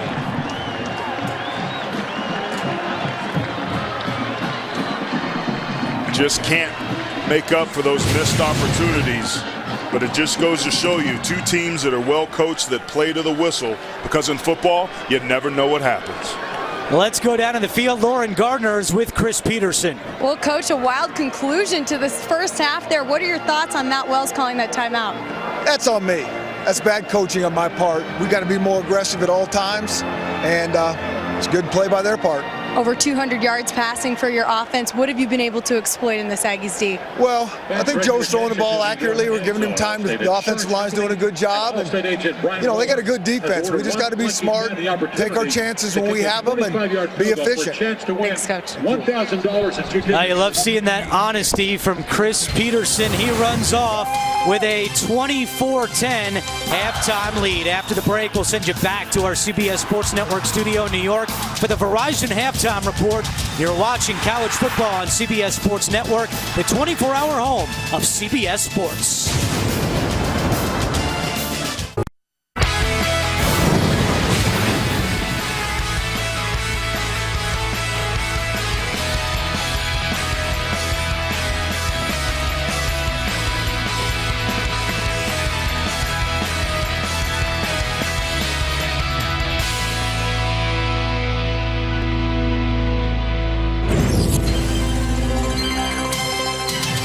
third straight sellout at Romney Stadium. We're high atop Romney Stadium. Start of the third quarter between Boise State and Utah State. The Broncos have a 14-point lead with Aaron Taylor. I'm Andrew Catalon. How about that end of the first half, my friend? That was some craziness. Clock management and situational awareness is paramount, but so is playing to the whistle. Two great big plays by special teams on both those teams to end the first half. Joe Southwick with one passing touchdown in that first half. Let's take a look at it in our CBS iVision. Yeah, he's going to hit Aaron Burks, who's got a little bit of a cushion on the cornerback. Tay Glover right, number 4, and the safety, Brian Sweet, is just a little bit late getting over. And we talked about the accuracy of Joe Southwick. That is a perfectly located football to give them the 24-7 lead there in the second quarter. All right, let's take a look at our Lowe's game improvements for both teams in the second half. Boise State's playing pretty well offensively, but I think they need to be able to establish the run better, averaging less than 3 yards per carry. Late in this game with this lead, they're going to want to bleed that clock. And hey, the second one's obvious. Don't take a knee when Utah State has 2 timeouts. And for Utah State, they've got to string some drives together, string some plays together. They're only 1 for 7 on third down. They've got to do a better job there. And defensively, the bottom line is they're going to have to be able to create some extra opportunities for their offense. Lowe's never stop improving. Utah State won the opening coin toss. They deferred, so the Aggies will get the ball to start the second half. 24 first half points allowed by Utah State, most allowed since Hawaii had 28 2 years ago, a span of 26 games. As we check in with Lauren Gardner. Well, Andrew, I spoke to a bit of an exasperated Matt Wells at the half, who told his team we have to stay in it after that emotional ending to the first half. And he also said we have to get off the field on defense and an offense with just 2.9 yards per carry. We need to establish our run game. When I asked him about Craig Harrison's first start, his impressions were he did okay. He was a bit up and down. 7 out of 16, Lauren, for 105 yards. No touchdowns, but no interceptions for Harrison in this his first career collegiate start. Underway in the second half. Harrison will throw on first down, and his pass is incomplete. Looking for Travis Van Leeuwen. Take a look at some of the numbers from the first half. 207 yards passing for Boise State, and 4 out of 4 in the red zone for the Broncos. Williams Rhodes with a career high 106 yards receiving in the first half. His career high in catches is 9. He's 1 away. Harrison has missed his last 4 passes. They go to the ground on second down, and Joey DiMartino is stopped by Ioane. All the coaches I've played for talked about the importance of the last 5 minutes of the first half and the first 5 minutes of the second half. Utah State has an opportunity to get something done here. That play was there on first down, but Craig Harrison just threw it off target. It could have been complete. They run again, they get stuffed, and brings up a big 3rd and long. Consistency and stringing drives together is what they needed to do, and they're not doing it. 1 for 7 tonight on third downs. Harrison with the play fake. Trying to get outside. Lawrence chasing him. Harrison beats Lawrence, but comes up short of the first down. Not the way you want to start that drive off, but again, it's that consistency. This team, I mean, Craig Harrison's doing a good job of protecting the football, but DeMarcus Lawrence off the right side, fighting off the block, and it was that pressure with him on the run. Makes a great decision by not throwing it, but the Aggies are forced to punt nonetheless.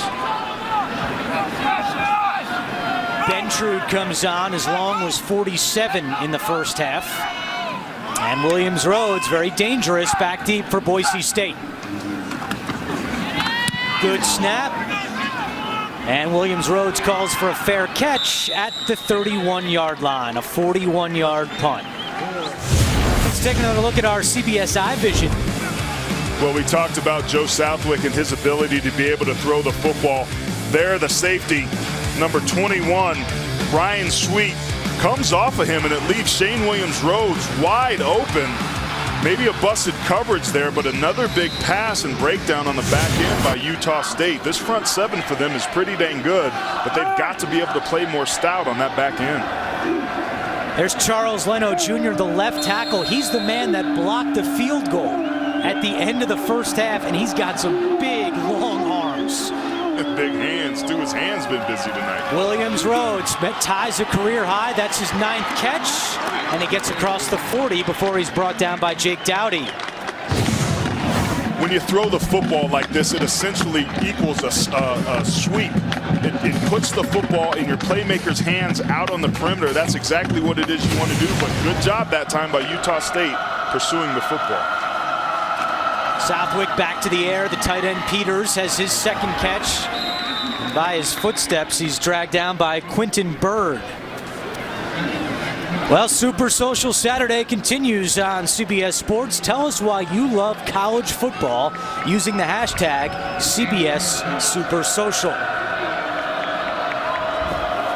2nd down and 6. Williams Rhodes now a new career high. That's his 10th catch. And right at the sticks, he's tackled by Tay Glover Wright.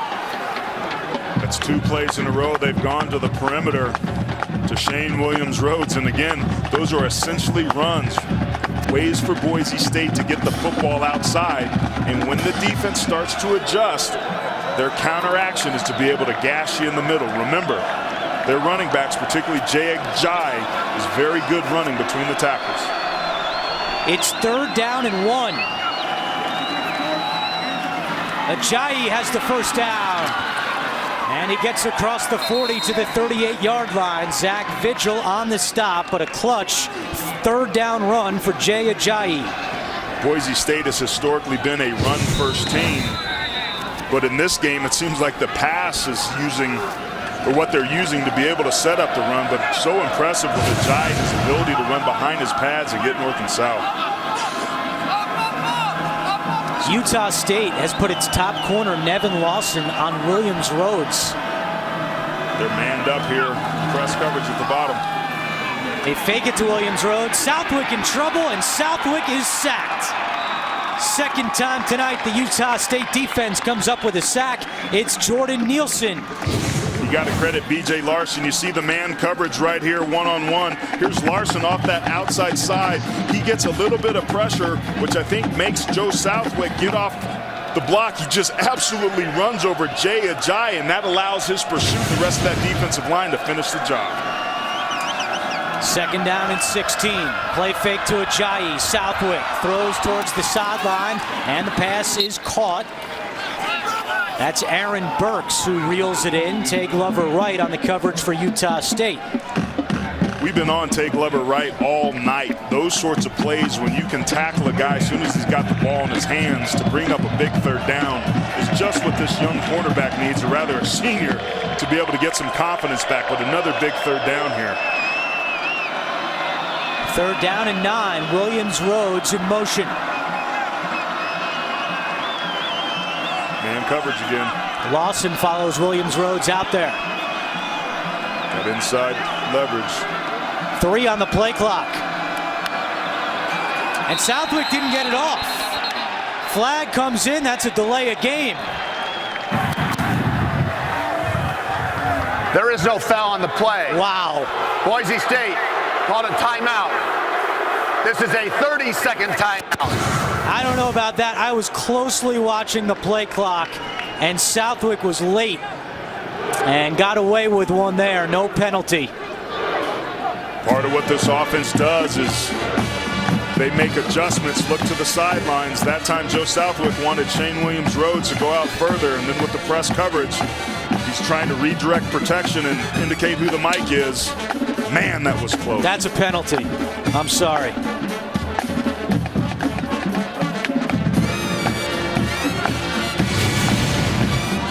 Robert Prince, the offensive coordinator for Boise State in his 2nd year, said that during the bye week last week, he did a self-scout of the offense, and his biggest takeaway is he was happy with the run game. Boise State averaging 209 yards on the ground this season. But so far tonight, just 72 yards rushing. Utah State Aggies have a pretty good front 7. They don't give you a lot of room to run. Did a great job against BYU and Taysom Hill last week. But again, struggling to stop the ball through the air. So 3rd down and 9 again. Southwick throws, and it's caught right at the first down marker by Boldevine, wrestled down by Quentin Bird, but that's going to be good for a Boise State first down.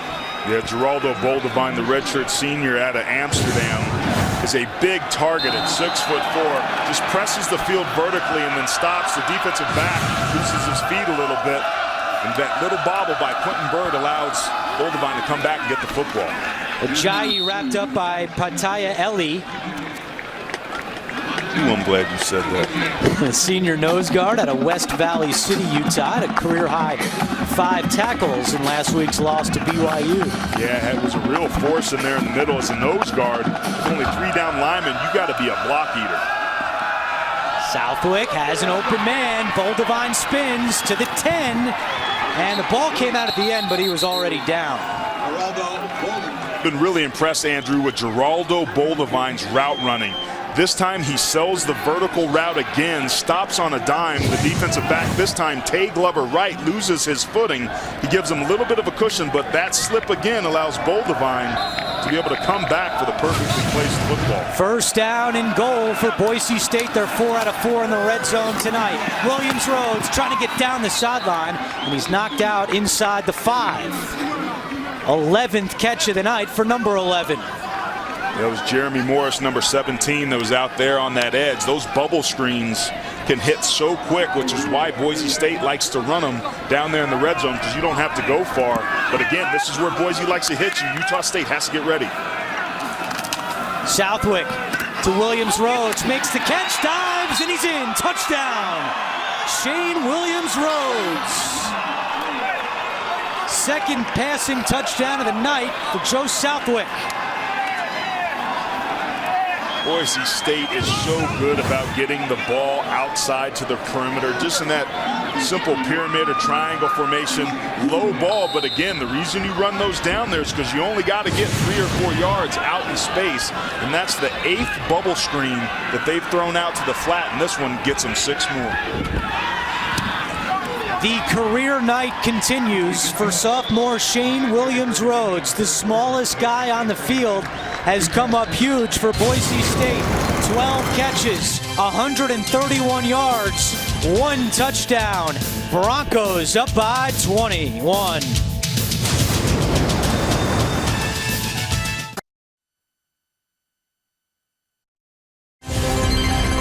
College football on CBS Sports Network is being brought to you by Rent-A-Center.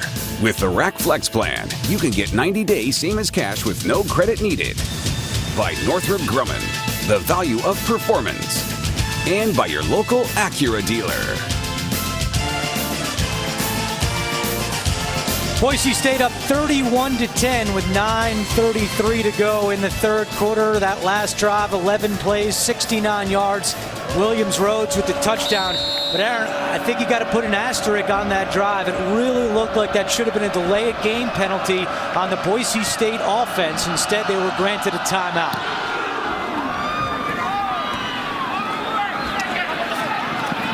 And this is Tay Glover right from his own end zone, and he's tripped up right before the 15-yard line. Well, we asked you to post photos using the hashtag CBS Super Social. Here's one of our favorites at JFRod5. Go Aggies. Hashtag CBS Super Social. Hashtag USU football. Hashtag beat BSU. They've got some work to do to accomplish that last hashtag. Down by 21 points and a new quarterback for Utah State. It's the true freshman Darryl Garrettson. Has not played a snap until right here, and starts it with a handoff to Joey DiMartino. The original plan with Garrettson was to redshirt him this entire year. However, when Chucky Keaton went down last week, Garrettson and Harrison battled at practice, and Harrison played the first half and the first drive of the second half. It'll be Garrettson here, and there's an injured Bronco down on the field right at the 25-yard line. It's the safety, Jeremy Ioane. Yeah, Craig Harrison was only 7 of 17 passing in the first half and that first drive. I mean, you got to think about the struggles that they've had offensively for Utah State.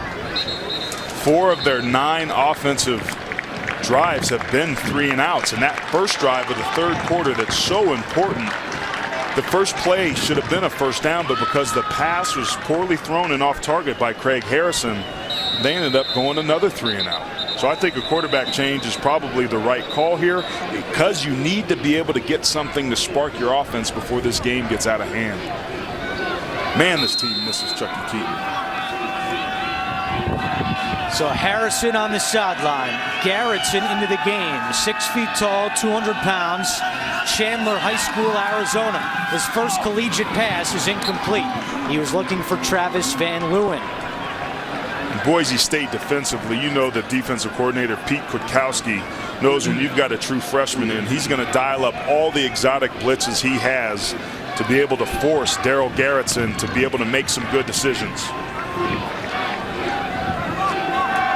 One of my keys to success was third down proficiency, and Utah State's been held to 1 of 8 tonight. Boise's done a great job. 3rd down and 4. Garrettson on the run to his right, holds on to it, and he dives forward, and that's going to be short of a first down. Ben Weaver applying pressure for the Boise State defense. And that's the 5th 3 and out for Utah State tonight. They just haven't been able to find any sort of consistency to move the ball with regularity. And this is the part of the game where it starts to take its toll, because their defense has been out there a lot tonight. Williams Rhodes is the return man for the Broncos. He calls for a fair catch at the 40, a 37-yard punt. Boise State still up by 3 touchdowns.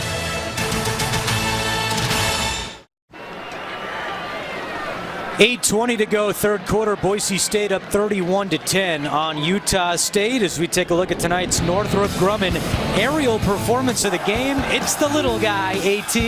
Shane Williams Rhodes, whether it was this first wheel route that he caught in that opening drive or the 11 other catches he's had since then, he's been an absolute factor on this drive here in the 3rd quarter. He caught 4 passes. Most of those have been bubble screens. Number 11 is electrifying when he has the ball in his hands, and he brings the element of speed to this team that Boise State hasn't had in a while. He's from Spring, Texas, but he walks around campus in Seattle Seahawks gear. Why? Because Percy Harvin is his favorite player. 1st down and 10 for Boise State, and Southwick will throw. Gets rid of it, and guess who? Williams Rhodes with a 1st down before Lawson could bring him down. A 19-yard pickup for Shane Williams Rhodes. Brian Douglas, the cornerback for Boise State, said during practice, quote, "That little dude is so frustrating." And he's so fast, and it's just man coverage again, and it's so hard to be able to cover somebody with that much speed and man coverage, especially on a crossing route. Penalty flag on the play.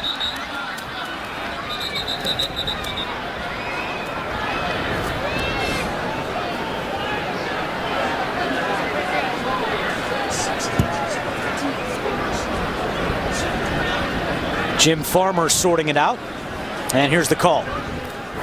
Offsides defense, number 97. Made contact. 5-yard penalty. Remains 1st down. That's the sophomore Jordan Nielsen. Williams Rhodes has 6 catches for over 10 yards, and look at these numbers. He has 150 yards receiving tonight on the season. Total coming into the game, he had 206.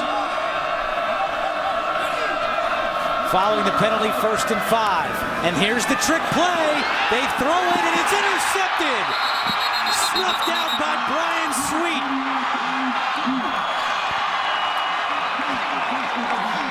Give the interception to Thomas Spurbeck, the freshman. And the INT for Brian Sweet is 1st of the year.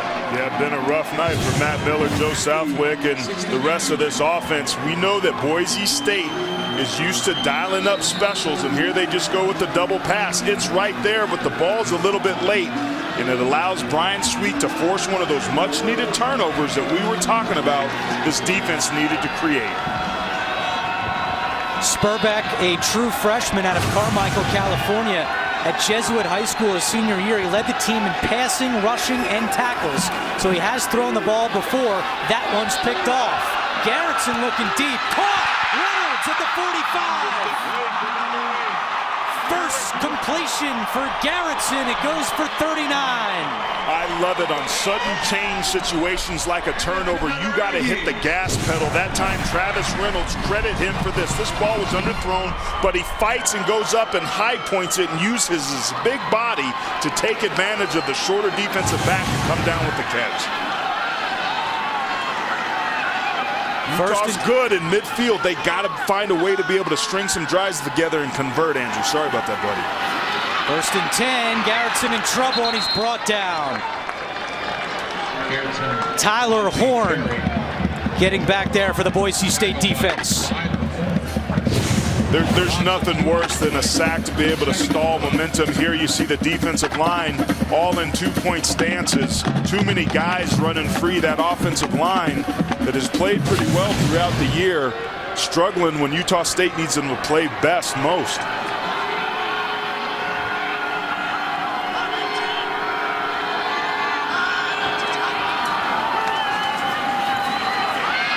Garrettson looking deep, floats one to the middle of the field, and it's broken up. No penalty call on the play, but Aaron, that was a dangerous pass. Yeah, it was, and it should have been possibly offensive pass interference there. I think he does a good job of being able to shield maybe the eyes a little bit. Bruce Natson does of the defender, but that was a poorly thrown, underthrown football that could have been easily picked. Well, here we go again for Utah State on 3rd down. They are 1 out of 9 tonight. 3rd down and 12 with 6:27 to go, 3rd quarter. Garrettson floats another one to the middle of the field, and it's picked off. Intercepted by Brian Douglas. That's his 4th of the year, and almost a carbon copy of the last incompletion from Garrettson. And now we have some late penalty flags that come in. A little pushing and shoving after. Obviously, Garrettson shouldn't have thrown that pass, but it effectively ends up being like a punt, so it's not the end of the world, even though you'd have liked to have converted, but another missed opportunity for Utah State after a great play on defense.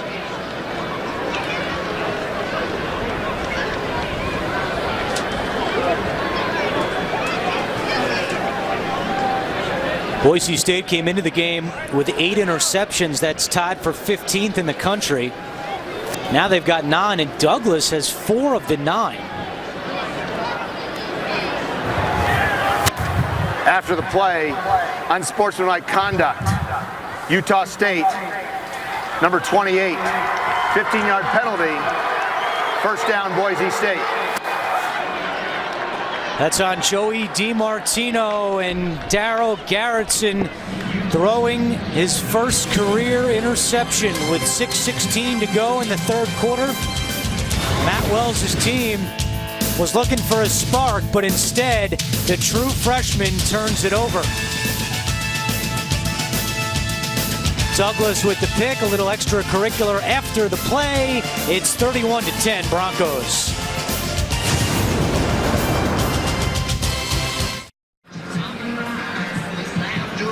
True freshman Darryl Garrettson on the phone with his offensive coordinator Kevin McGivern after a dangerous pass was followed up by an interception. And Brian Douglas, what a year he's having.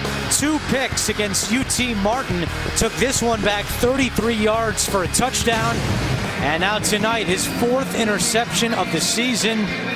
He's now tied for 1st in the country with 4 INTs. Yeah, he just seems to be at the right place at the right time, and he's the Energizer Bunny for that defense and having another great night. Southwick and the offense back on the field, and they start on the ground at Derek Thomas.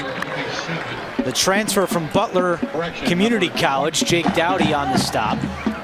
Well, now that Boise State has a 21-point lead here halfway through the 3rd quarter with a true freshman quarterback that just turned it over, my expectations they're going to dial up the run game big time on this series.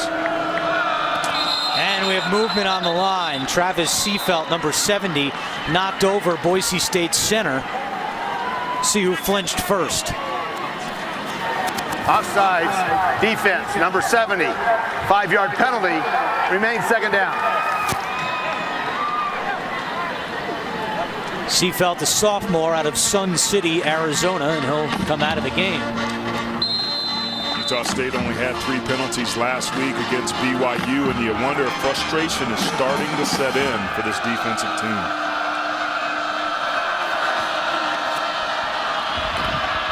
Southwick has a wide open man in Jake Hardy into Utah State territory. Fackrell on the stop. That's the 11th straight completion for Joe Southwick, dating back to the second quarter. See that Utah State dials up a blitz. It's just a busted coverage, which allows the big tight end to be able to get out into the flat, into the seam. Nobody around him. 33-yard gain for Hardy. This is Thomas on the ground. Thomas has had a unique route to Boise State. Native of Texas, went to high school in Alabama, ended up going to junior college, Butler Community College, had an offer from Ole Miss, but ended up going to Boise State. Just 7 carries on the season coming into the night. Now Thomas with his 4th carry of the evening. Brian Sweet on the tackle, and you're going to see a lot more of Derek Thomas. The freshman Aaron Baltazar tore his ACL last time out against Southern Miss. That's a big loss for Boise State. He was their number 2 back behind Ajayi, averaging 4.7 yards per carry. No question, Derek Thomas is a junior college transfer that had an epic career as a junior college running back. Broncos are hoping he can bring the same to their team. 3rd down and 4. Thomas takes the snap. He'll keep it. And nothing doing there. Zach Vigil was the first player there, coming from that inside linebacker position, to be able to get his hand on him. Paul Pacala was there to finish it off. Just trying to run the Wildcat, fake the fly sweep. You see Vigil right there to be able to force him back inside and let old number 48 come in and finish it off. It looks like Boise State's going to go for it on 4th down. They're 4 out of 9 on the season. 4th down and 3.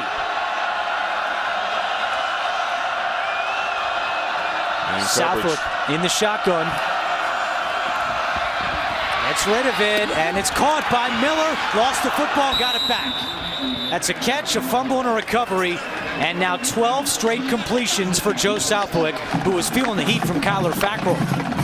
Yeah, this is another example of Boise State taking advantage of man coverage, and Nevin Lawson loses his footing. And a lot of these stop or comeback routes, the defensive backs for Utah State have been slipping as they try and change direction. That's happened several times tonight.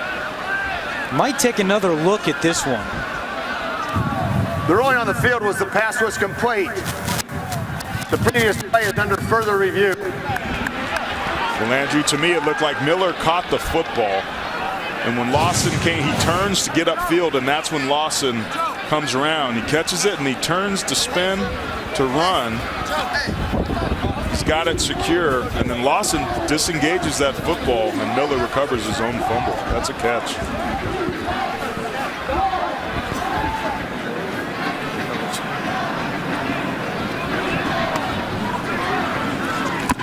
Ball security of the utmost importance. This offense has only turned it over 8 times so far this year.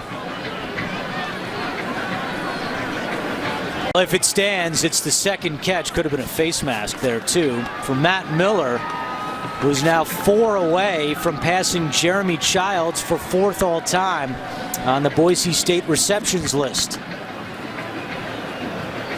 Miller's been pretty quiet tonight. He's had several balls earlier in the first half that he's had in his hands that he wasn't able to come up with. Some of them, in all fairness, would have been pretty great catches.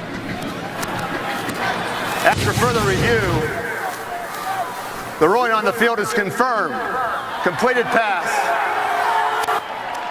So replay official Gary Brown confirms that one up in the booth, and it's a 1st down for Boise State.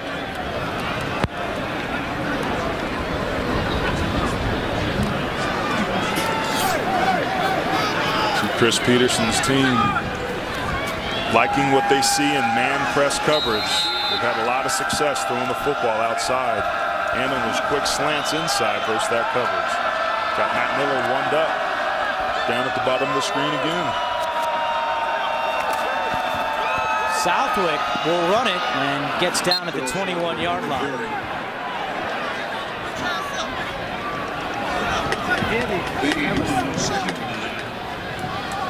Southwick tonight has thrown for 321 yards. And that moves him up to 7th on Boise State's all-time passing list. See Boise State huddling up now, almost to the red zone, but they break that huddle quickly and make guys get lined up fast. Southwick looking, end zone, incomplete. He was looking for Aaron Burks, who caught a touchdown back in the first half. That ball was almost there. It floated on him a little bit. Maurice Alexander, who was bailing, just a little bit late getting over. But that ball needed to be thrown on a rope. There's just a little bit too much air underneath it. And that's his first incompletion since the second quarter. He can spin that rock now. Taking a lot of heat for the shoes he had to fill in Kellen Moore, but Joe Southwick's been a pretty dang good quarterback and grown up before their eyes for Boise State. Big shoes to fill in Moore. And this one is incomplete. He was trying to get it to Williams Rhodes. Good coverage in the Utah State secondary, and it's 4th down and 9. Hey, if you're Utah State, take it. I think that time Joe Southwick maybe pressed and forced a little bit of those balls. I thought that they were going to run the football a little bit more. Clearly they're feeling that they like their advantages and matchups versus man coverage that Utah State's been running quite a bit of here in the second half. But hey, the Aggies force a field goal, but they got to be careful because Boise will run some fake special teams plays also. 39-yard try from Goodale, and it is good. Boise State 34, Utah State 10.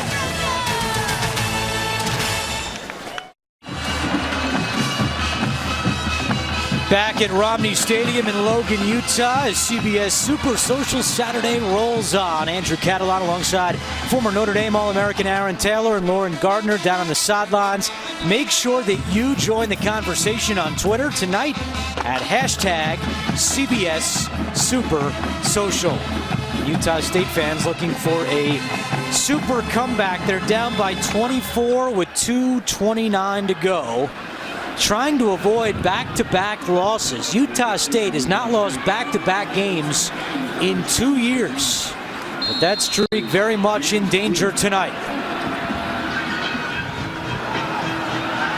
If you're Matt Wells, Aaron, do you send Garrettson, the freshman, back out for this series on offense? I think you do. You got to understand how fast that game is moving for him. He was in high school last year.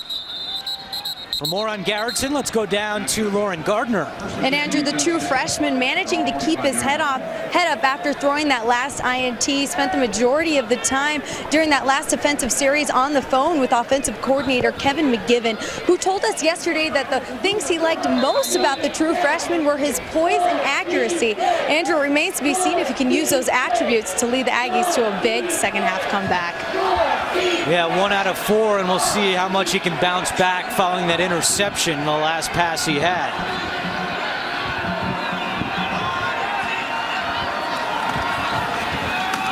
DiMartino on 1st down. Corey Bell there with the tackle. And, you know, you talk about that interception when Garrettson came out. He completed that first big ball after the sudden change, right? And it was kind of an underthrown jump ball. You wonder if that gave him a false sense of security because, remember, in high school, those are probably completions if you've got pretty good receivers. But that young man will learn from it, and he's got to go through his read progressions. And that's hard to do when the game's moving so fast. On 2nd down, he throws this one high over the head of Travis Van Leeuwen. And Utah State, again, trying to avoid a 3-and-out. Yeah, Bo Martin and Kyrie Marshall, doing a good job of applying the pressure. It's hard enough to be able to throw the football accurately in your first college action, but to do so when people are barreling down on you. This young man literally hasn't taken a whole lot of reps until this week. He was taking mental reps. That's just a lot to ask for a 19-year-old. But he's got to step up to the task. 3rd down. Garrettson gets away from one, but not another. Brought down by Armand Nance. Armand Nance, number 40, third on the team in tackles and just does a good job of beating the right guard, Marcosian. Here's him, and there's Nance. Ricky Chongachu, and then actually it was Bo Martin that came pretty much unblocked, and Nance finished him off.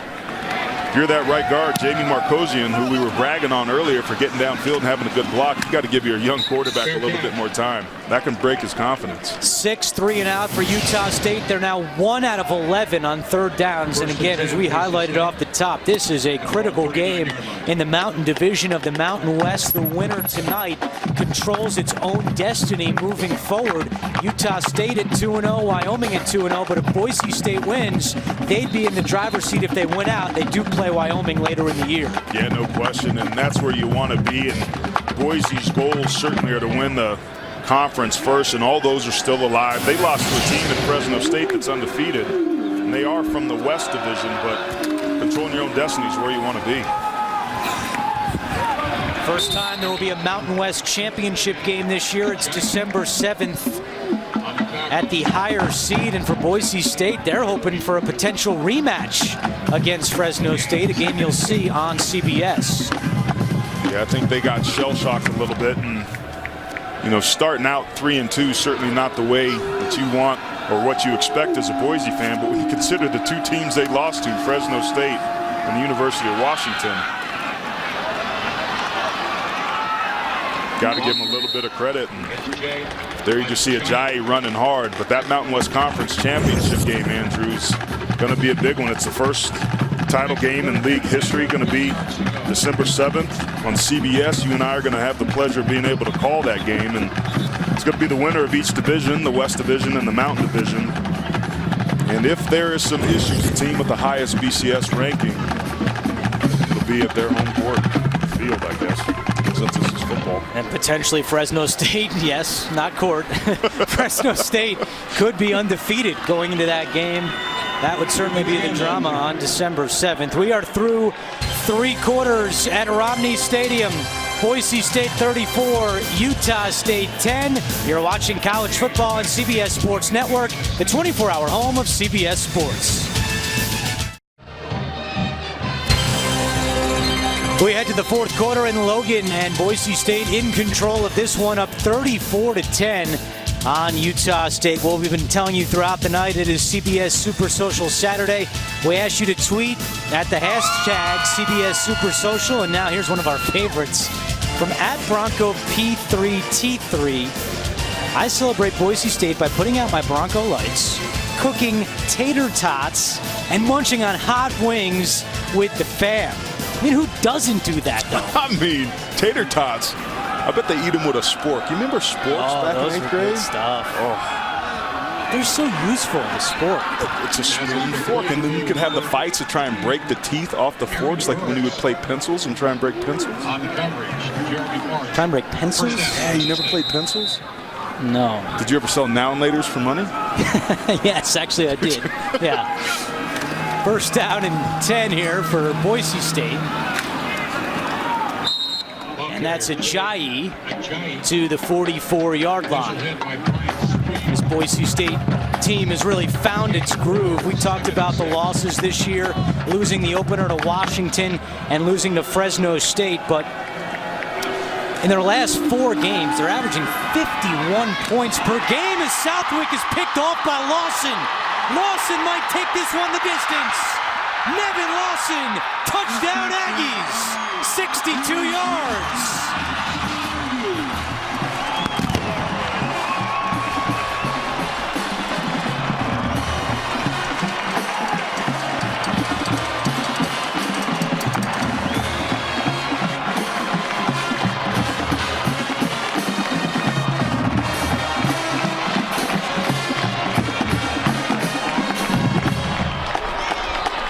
Joe Southwick's 2nd interception of the night, and it gives Utah State a pulse in this 4th quarter. Nevin Lawson's 3rd interception on the year and 2nd tonight was a big one, and shows you the heart and character of this team. Utah State being down by what they are, is now going for 2. Matt Wells and his team, they play to win. First time this season the Aggies are going for 2. Garrettson's pass incomplete. They were trying to get it to 16 so that 2 touchdowns and 2-point conversions would have tied it, but instead they're not able to convert. But let's go back to the touchdown, Aaron. Once again, Nevin Lawson matched up one-on-one with Geraldo Boldevine, but does a good job of keeping inside leverage. The ball was thrown to the inside portion of his receiver, and Nevin Lawson just fought for it. And this time it's Boldevine who loses his footing. And a lot of the skill players on the perimeter all night have been losing their footing, and up until that play, it was mostly on Utah State. But the first time a Boise State Bronco loses his footing, it ends up being a pick 6 the other way for Nevin Lawson. Great coverage there in man-to-man. Third turnover tonight by Boise State. So 34-16 is the score. And I think Joe Southwick was just getting a little bit greedy there, going back to the well one too many times. But you have to wonder, with the lead that they had, why are they throwing the ball in the fourth quarter? Well, they're only averaging 3 yards per carry. They have been throwing some bubble screens out on the perimeter that act like runs, but the running room just hasn't been there tonight for the Broncos. And a touchback. Boise State will start at the 25. Well, it's CBS Super Social Saturday. Please follow us at all of our social media accounts all day long.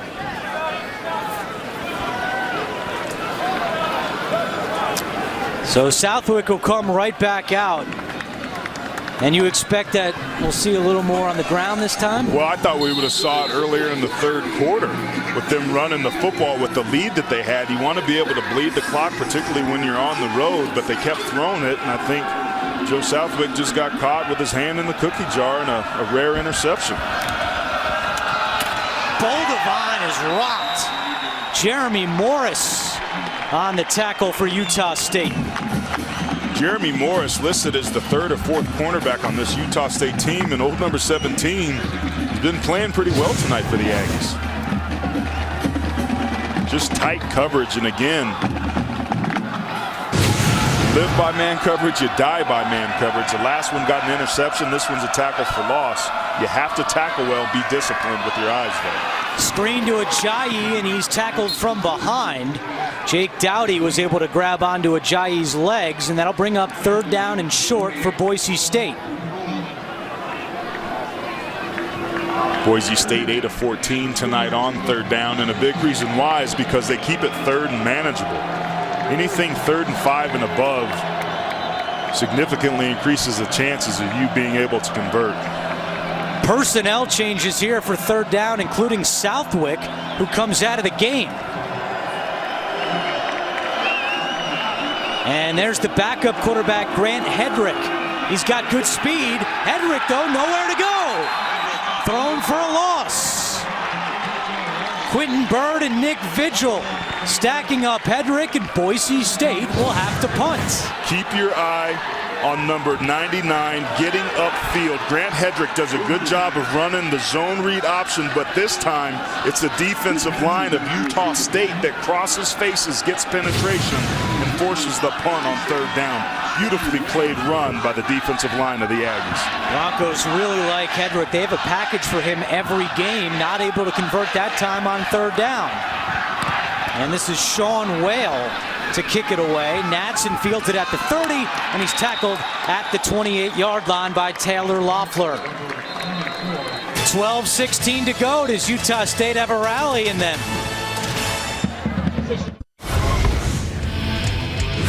Well, Boise State, it's 2 losses coming on the road. The opener at Washington, the Huskies racked up 592 yards of offense, a 38-6 win. And then a great game at Fresno State on September 20th. They could not convert a critical 4th down late, and they lost to Fresno for the first time since 2005. As we take a look at tonight's Go RVing road trip facts for Boise State. 0-2 record this season on the road, but in October they have not lost a road game under Chris Peterson. Last October road loss, 2001 at Rice. So you're saying there's more tricks than treats, or more treats than tricks, I guess. Well, they bring these guys on the road. How can you lose with them right there? Garrettson hands off to Marshall, who's had a big game for Utah State. Finally brought down by Corey Bell. That was a nice physical run by Robert Marshall. 6 foot, 225 pound, senior out of Dallas, Texas. And say what you want to about Matt Wells' team. They certainly do play hard. Back on the ground and a first down for Utah State. They give it to Marshall.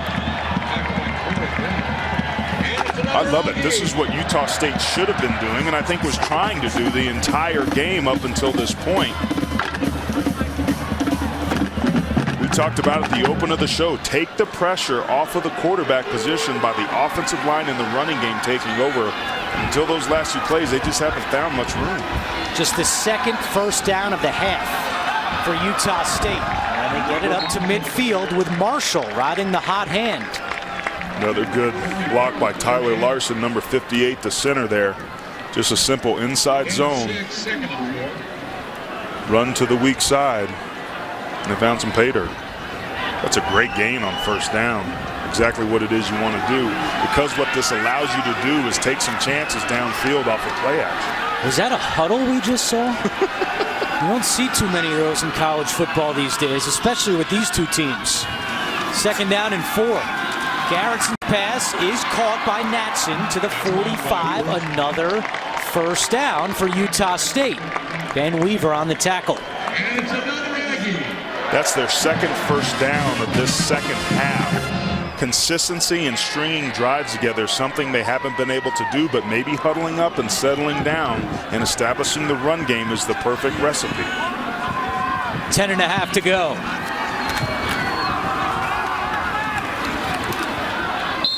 Marshall picks up 1 on the play. Starting to ISO cam 58, their center Tyler Larson.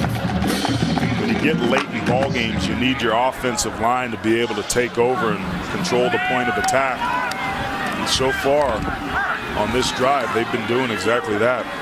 NFL scouts love Tyler Larson. He's making his 45th straight start tonight. His brother Cody is a defensive tackle on the Ravens practice squad. Garrettson looking deep for Van Leeuwen. Dangerous pass, picked off again. Dante Dion picks the freshman Garrettson, and Boise State gets the ball back. It's another high school throw, Andrew. Plain and simple, you just can't throw that ball, and the defensive back has inside leverage.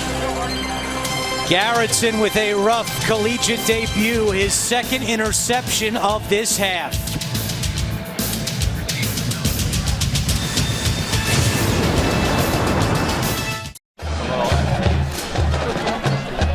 .950 to go, fourth quarter from Romney Stadium. Boise State on top 34-16. Here are the results from our Super Social Saturday Facebook poll. With 2 minutes left in a tie game, which Mountain West quarterback would you want on the field? We have a tie between Southwick and Derek Carr of Fresno State. So Aaron, I'll let you break the tie. Man, that's a tough one. Joe Southwick's made some costly errors so far tonight, throwing 2 picks. Derek Carr seems to have done a good job in high-scoring games and shootouts against very good teams and is undefeated this year. So for this year in particular, I think I got to go with Derek Carr. Ajayi is wrapped up. Zach Vigil and Kyler Fackrell combining to make the stop. No gain on the play. I'll tell you this, I don't mind Joe Southwick. I think Joe Southwick has probably gotten the short end of the stick a little bit because he followed the all-time winningest quarterback in college football history in Kellen Moore. Struggled at the beginning of last year, but I think has really come on and developed into a nice quarterback. This is a very young team. It's not just on the number 16. Southwick throws it away. There's a penalty flag on the play.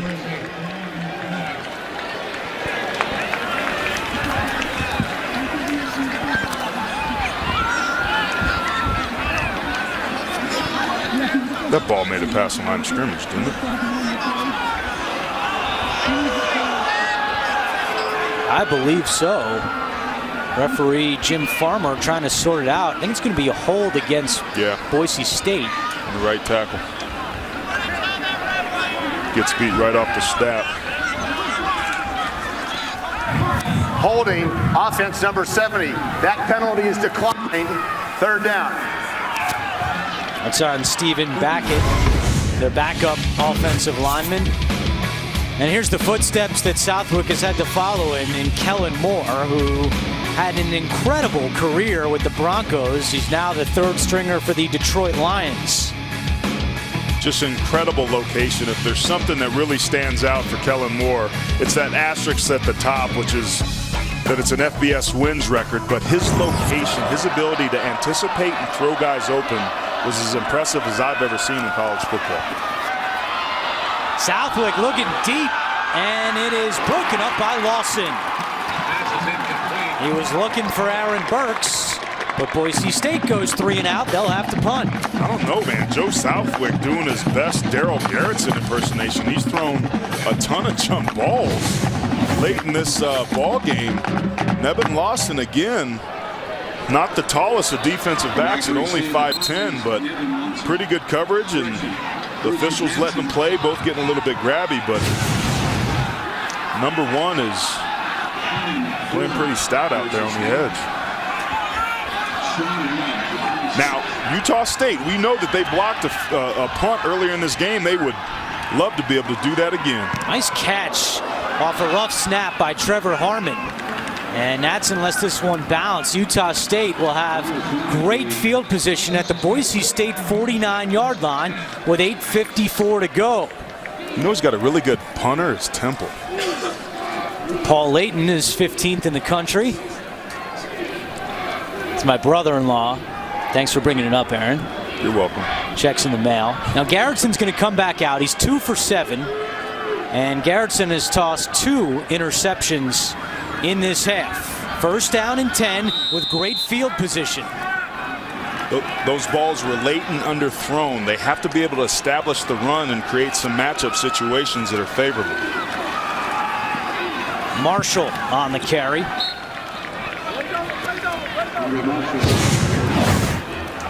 Garrettson, during that last timeout, talking with his offensive coordinator, Kevin McGivern. Look at him scratch his head there like, man, what is on my play call sheet that I feel comfortable dialing up with a true freshman? Well, this is the time to use it. Time running down on the Aggies. 8:20 to go. Garrettson will throw. And it's caught at the 41-yard line. That's Swindle on the catch, tackled immediately by Ioane. So here we are on third down, and Utah State so far tonight has only been 1 for 11. 3rd and 1, ball is loose. They botched the handoff. Boise State is pointing their way, and it's Boise State football. Garrettson and Marshall never connected on the handoff, and another turnover by the Aggies. True freshman quarterback, backup running back. You have to be able to get that mesh. He reverses out. Looks like he kind of short set it. But if you're Robert Marshall, you got to make sure you got a hold of the football before you try and get that first down. Great job by Tyler Horn to recover. Boise State back on offense.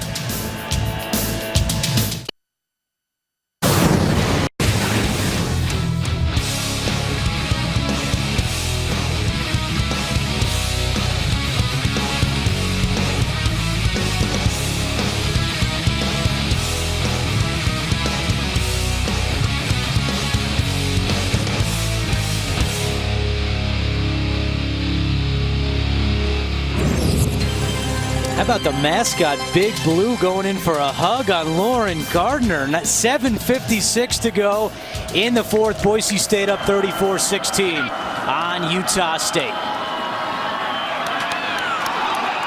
And that's a Jai with a power run. That's his 20th carry of the night. There was an impressive block by the right guard, Marcus Henry, number 72. Keep your eye right here on the goings-on. Just blows up the center on a great combination block. Gets to the next level to keep the linebacker off of him, and Ajayi, once he gets to the second level, does the rest of the work. Big run on first down for Boise State. And with that run, he goes over 100 yards on the game at 105. The third career 100-yard rushing game for Jay Ajayi. The second one this year, he had 125 against Air Force. We'll go baback to Ajayi, his 21st carry to the 39-yard line. Well, as part of Super Social Saturday, former Boise State linebacker Darrell Acree has been tweeting throughout the second half, and here's one of our favorites. I realized when I kept fouling out in basketball that football was the sport for me. You can ask Darrell questions, hashtag #AskDarrell. Sounds like a linebacker. Very much sounds like a linebacker. You have to have that killer instinct, that physical mentality to play that position. So probably a pretty good choice by Acree.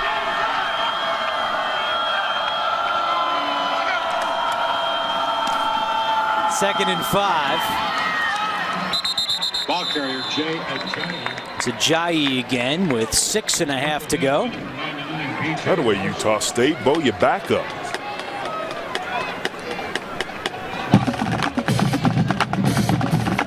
Been some great running backs at Boise State.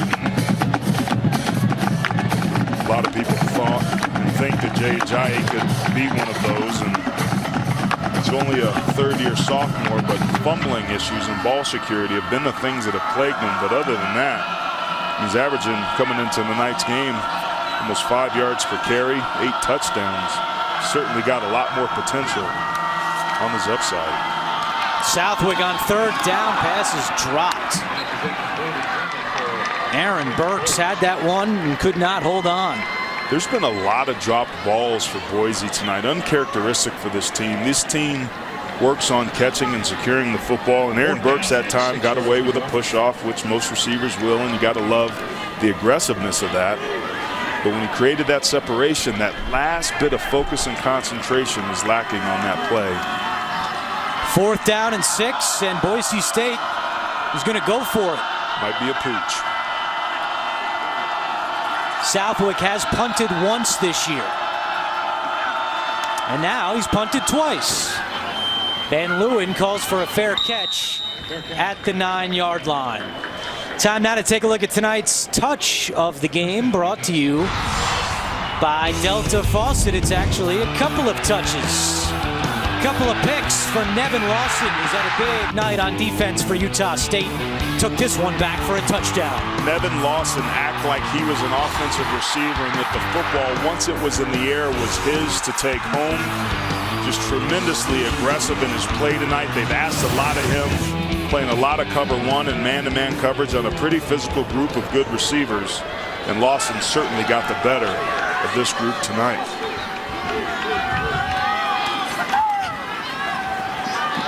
Give is to Marshall, who finds a hole. And Aaron, you remember that Lauren Gardner told us earlier that DiMartino was kind of getting stretched out with the trainers in the first half. Haven't seen too much of DiMartino in the second half. It's been all Marshall. Picks up a first down there, 1st and 10. Marshall carrying the pile forward.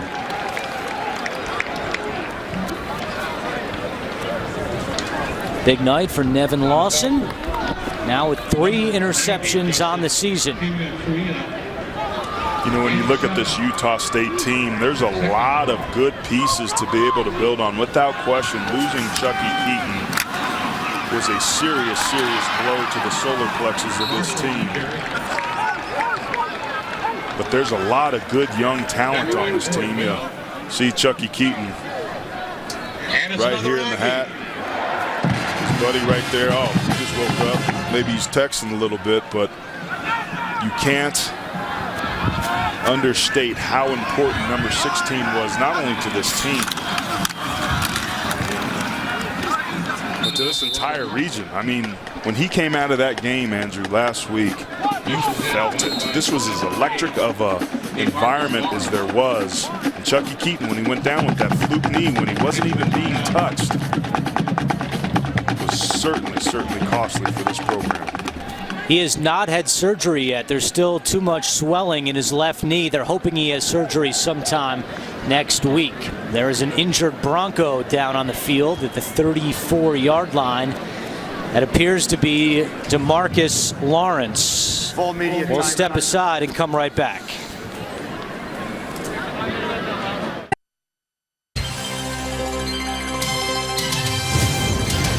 College football on CBS Sports Network is being brought to you by Allegra Allergy Relief. Fast, non-drowsy, 24-hour allergy relief that starts working in 1 hour. By Nissan, premier partner of the Heisman Trophy. And by Sonic. Sonic's Super Crunch chicken strips are juicy and crunchy. Now, that guy put on a show during that last timeout. I think he's going to need a 22nd timeout after doing somersaults down the field. Twists and turns in this season for Utah State without Chucky Keaton, trying to get back on track using true freshman Darryl Garrettson at quarterback as we check in with Lauren Gardner. Well, just a quick update on DeMarcus Lawrence, who went down. They were examining his neck and head prior to this last play. He was back out in the huddle. I think they're just being extra cautious with those neck and head injuries, guys. Marcus Lawrence, 6'3", 245 pounds. Got a lot of length, very athletic. Garrettson with a nice little pitch to Kennedy Williams for a Utah State first down. Hey, I think that's their second third down conversion of the night. The old shovel pass, you got to love it. You have to think that offensive coordinator Kevin McGibbon there is going to the well on his play call sheet. Now 2 for 13 on third downs. Garrettson has thrown 2 picks tonight, and now he's been sacked. That was Bo Martin bringing down the freshman Garrettson. Just breakdowns on the offensive line. And again, Bo Martin fighting off through the running back, through the guard there. It was just a play-action pass, and those for an offensive lineman are the hardest to block because of the time allotted. And you're out in space against an athletic guy. It asks a lot of an offensive line to be able to do it. It's certainly possible, but not surprising when it doesn't go right.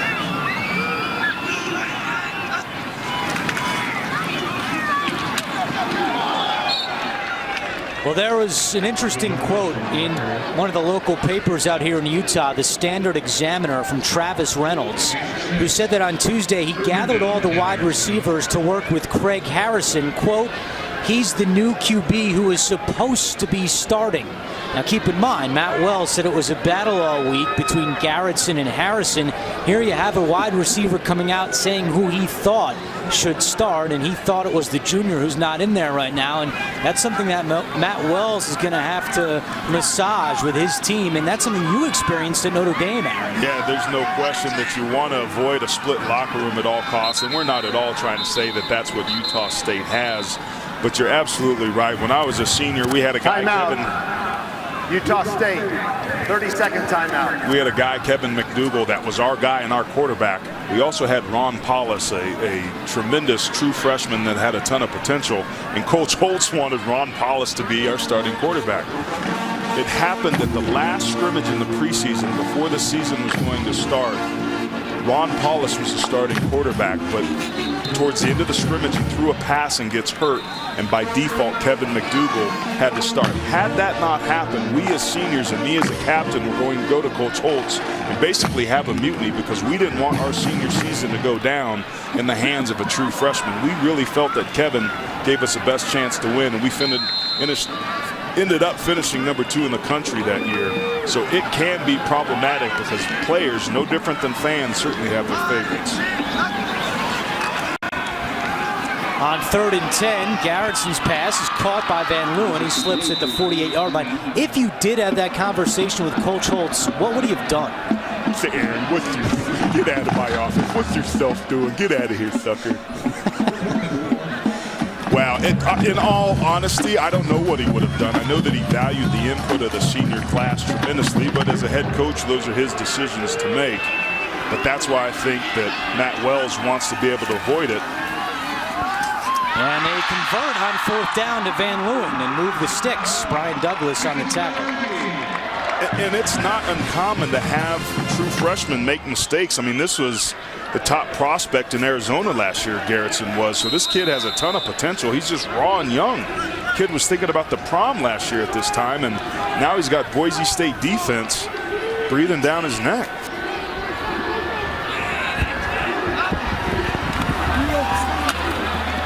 Garrettson over the middle. It's caught by Reynolds inside the 5. Great job by Garrettson standing tall in the pocket and taking a pop when he throws his football. Terrible run fake because Robert Marshall had to be able to come and pick up the blitz, but he completes it. Now he's in the red zone. This would be huge, not only for this team in this game, but for his confidence. Marshall spun around and thrown down. DeMarcus Lawrence, I guess he's doing okay. As Lauren reported, he was the one that spun Marshall to the ground.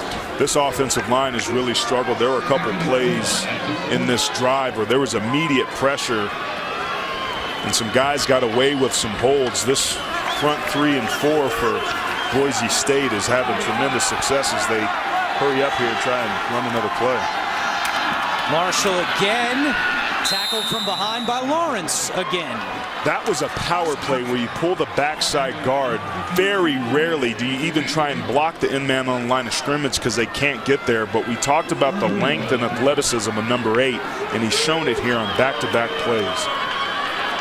30 seconds to go. Utah State not using its timeouts. They do have 2. It's 3rd down and goal. Garrettson from the shotgun. The quick slant is caught for a touchdown. Travis Van Leeuwen.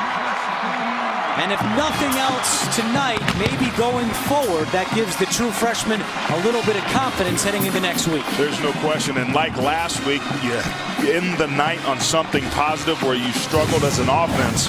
But moving forward from here, Daryl Garrettson got better as this game progressed, and it wasn't always pretty, but there's something to be said about a true freshman driving his team down the field with his arm and hitting pay dirt.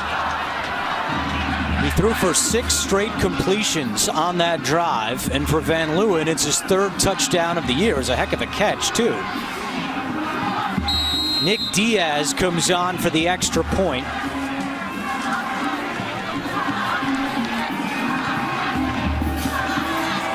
Two-point conversion wouldn't do anything here for the Aggies with 20 seconds to go. And the kick is good, 34-23 with 20 seconds to go.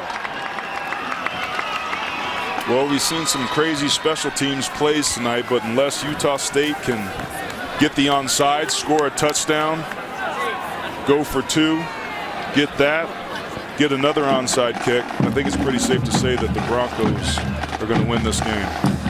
Well, we'll give the Broncos the win, so this would be the updated standings in the Mountain Division. Boise State to 2-1, and they'll have the tiebreaker over Utah State by virtue of this win. Wyoming is still perfect in conference play, but coming up later in the season, Boise State will host Wyoming.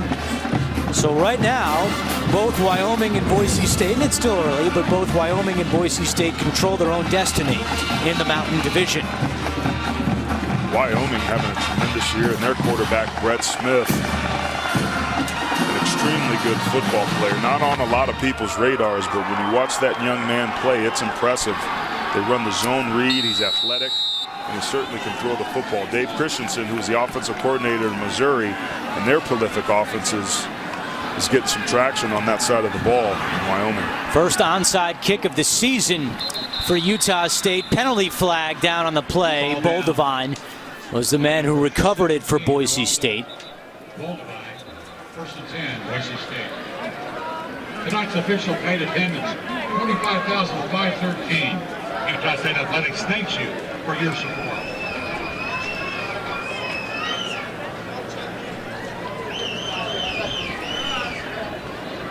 Jim Farmer still sorting this one out with 18 seconds to go. Boise State will win its 49th straight game in the month of October. Offsides on the receiving team, number 89. The ball will be re-kicked 5 yards up the field. Please reset the clock to 19 seconds. Please reset the clock to 19 seconds. It's Connor Peters, big tight end for Boise. It's the punter, Jaron Bentrude, who attempted that last onside kick, and he'll try it again. There he is, De La Salle alum. Got to get it in again. Connor Peters from Antioch. Anytime I see De La Salle on my chart, I don't write anything down about the player because I know that you'll have it covered. And once again, Boise State recovers, and once again, it's Boldevine. All right, time now for our Napa play of the game. Well, Shane Williams-Rhodes was so spectacular all night. Caught 4 different bubble screens on this drive, and this last one was a big one. Putting another touchdown up on the board. Number 11, what he lacks in height, he certainly didn't lack in production tonight. 13 catches, 150 yards. Career highs for both. Explosive playmaker with a bright future for Boise State. Southwick takes a knee, and that will do it. Utah State had won 13 straight conference games in both the WAC and Mountain West. Their last conference loss was 2 years ago against Louisiana Tech. Meanwhile, Boise State has now won 11 in a row against the Aggies, and the Broncos improved to 4-2 on the year and 2-1 in the Mountain West. They called Reggie Jackson Mr. October. Chris Peterson right behind him has not lost an October game. He's now 28-0 in the month. Well, Chris Peterson, what we know about his teams, if they're well coached, they'll play hard. A lot of young talent on this team. Some uncharacteristic mistakes by their quarterback, Joe Southwick, but a lot of bright spots on both sides of the ball for the Broncos. Southwick 30 out of 44, 335 yards, 2 touchdowns, and 2 interceptions.